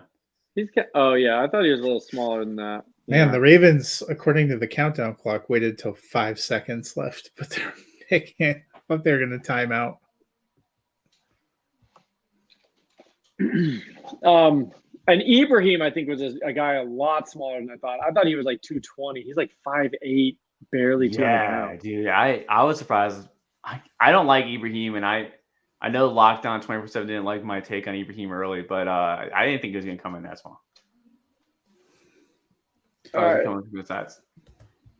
Yeah, he was shockingly small there. I mean, I there's do some- have the pick in. I actually like it a lot. The Ravens with the 86th pick have selected linebacker Trenton Simpson from Clemson. I mean, you figured they'd try to boost their defense. That's usually been part of their profile, and they got their wide receiver in the first round, so that makes sense. Yeah. Well, like I that. think we may wrap up this stream right here. Just to give you some names to watch out for as the third round winds down. I mean, we still have the aforementioned Zach Evans, Israel Banaconda, Eric Gray is an interesting pass catcher. Tank Bigsby is a big name, but the NFL doesn't seem to think so. I like Chase Brown. He's still around. And then Keishawn Butte still on the board. But then after that, it's a bunch of receivers that I think we can all agree are probably role players. I mean, Chuck Sizzle, you've got A.T. Perry, who I don't think will do much. Trey Palmer's interesting, but, Wicks. And then the tight ends, other than Darnell Washington, are definitely like role players. So I think there's probably like 5 to 6 legitimate, interesting guys left on the board at this point for fantasy. But keep an eye out. Maybe you'll get that sweet day 2 capital, but otherwise you're going to be looking at day 3, and that becomes like, can he compete on special teams? Otherwise, give up. I mean, so that's like a Charlie Jones. He goes third. He goes third day 3. I'd still hold out hope, because if you can hang around on special teams, you can be productive, especially in like a deep dynasty. But otherwise, if it doesn't happen tonight, just sorry, guys. But Mike or anybody else want to say anything? No, I'm not sure if we're gonna be back tomorrow, but this has been a really exciting draft. I'm so excited to wrap up some arguments and then open up new arguments. You know how the cycle goes for news. It's gonna be overhype season coming up soon. Well, and you need once this. OTAs start, it's over. It's just gonna be ridiculous. Like everybody just hyping up everybody. I mean, I know, Mike, you need this extra time tonight to go out and pre-order that Will Levis jersey that you're gonna wear throughout the season. I think we should say like how concerning. I mean, no one was really keeping Malik Willis around, but like, yikes. Yeah, I think we're finally throwing in the towel on Butte. Evans throwing in the towel on Evans too. I mean, we'll see how the rest of the night goes. Sean Tucker never really. Ooh, big medical. That's a great call. I didn't even remember. I mean, I think there's big medical questions there, which is wow. Okay. You don't know until the draft, right? Because they don't release the medical information behind the like scenes. a Don't really new find medical out. concern, because he wasn't even injured. Heart condition. Heart. He has was a heart the word condition. They came out. Yeah, That sucks. so Yeah. That sucks. but I do think at some point, either tomorrow or Sunday, there's going to be a draft recap show and a rookie draft. I've seen Yes. that come out, so that's something to look forward to on the channel. All right, C2C, we're bringing it to you all the time, no matter what. But I think for tonight, we're going to sign off on day 2. It was a pleasure, guys. All right, I'll end it. Bye.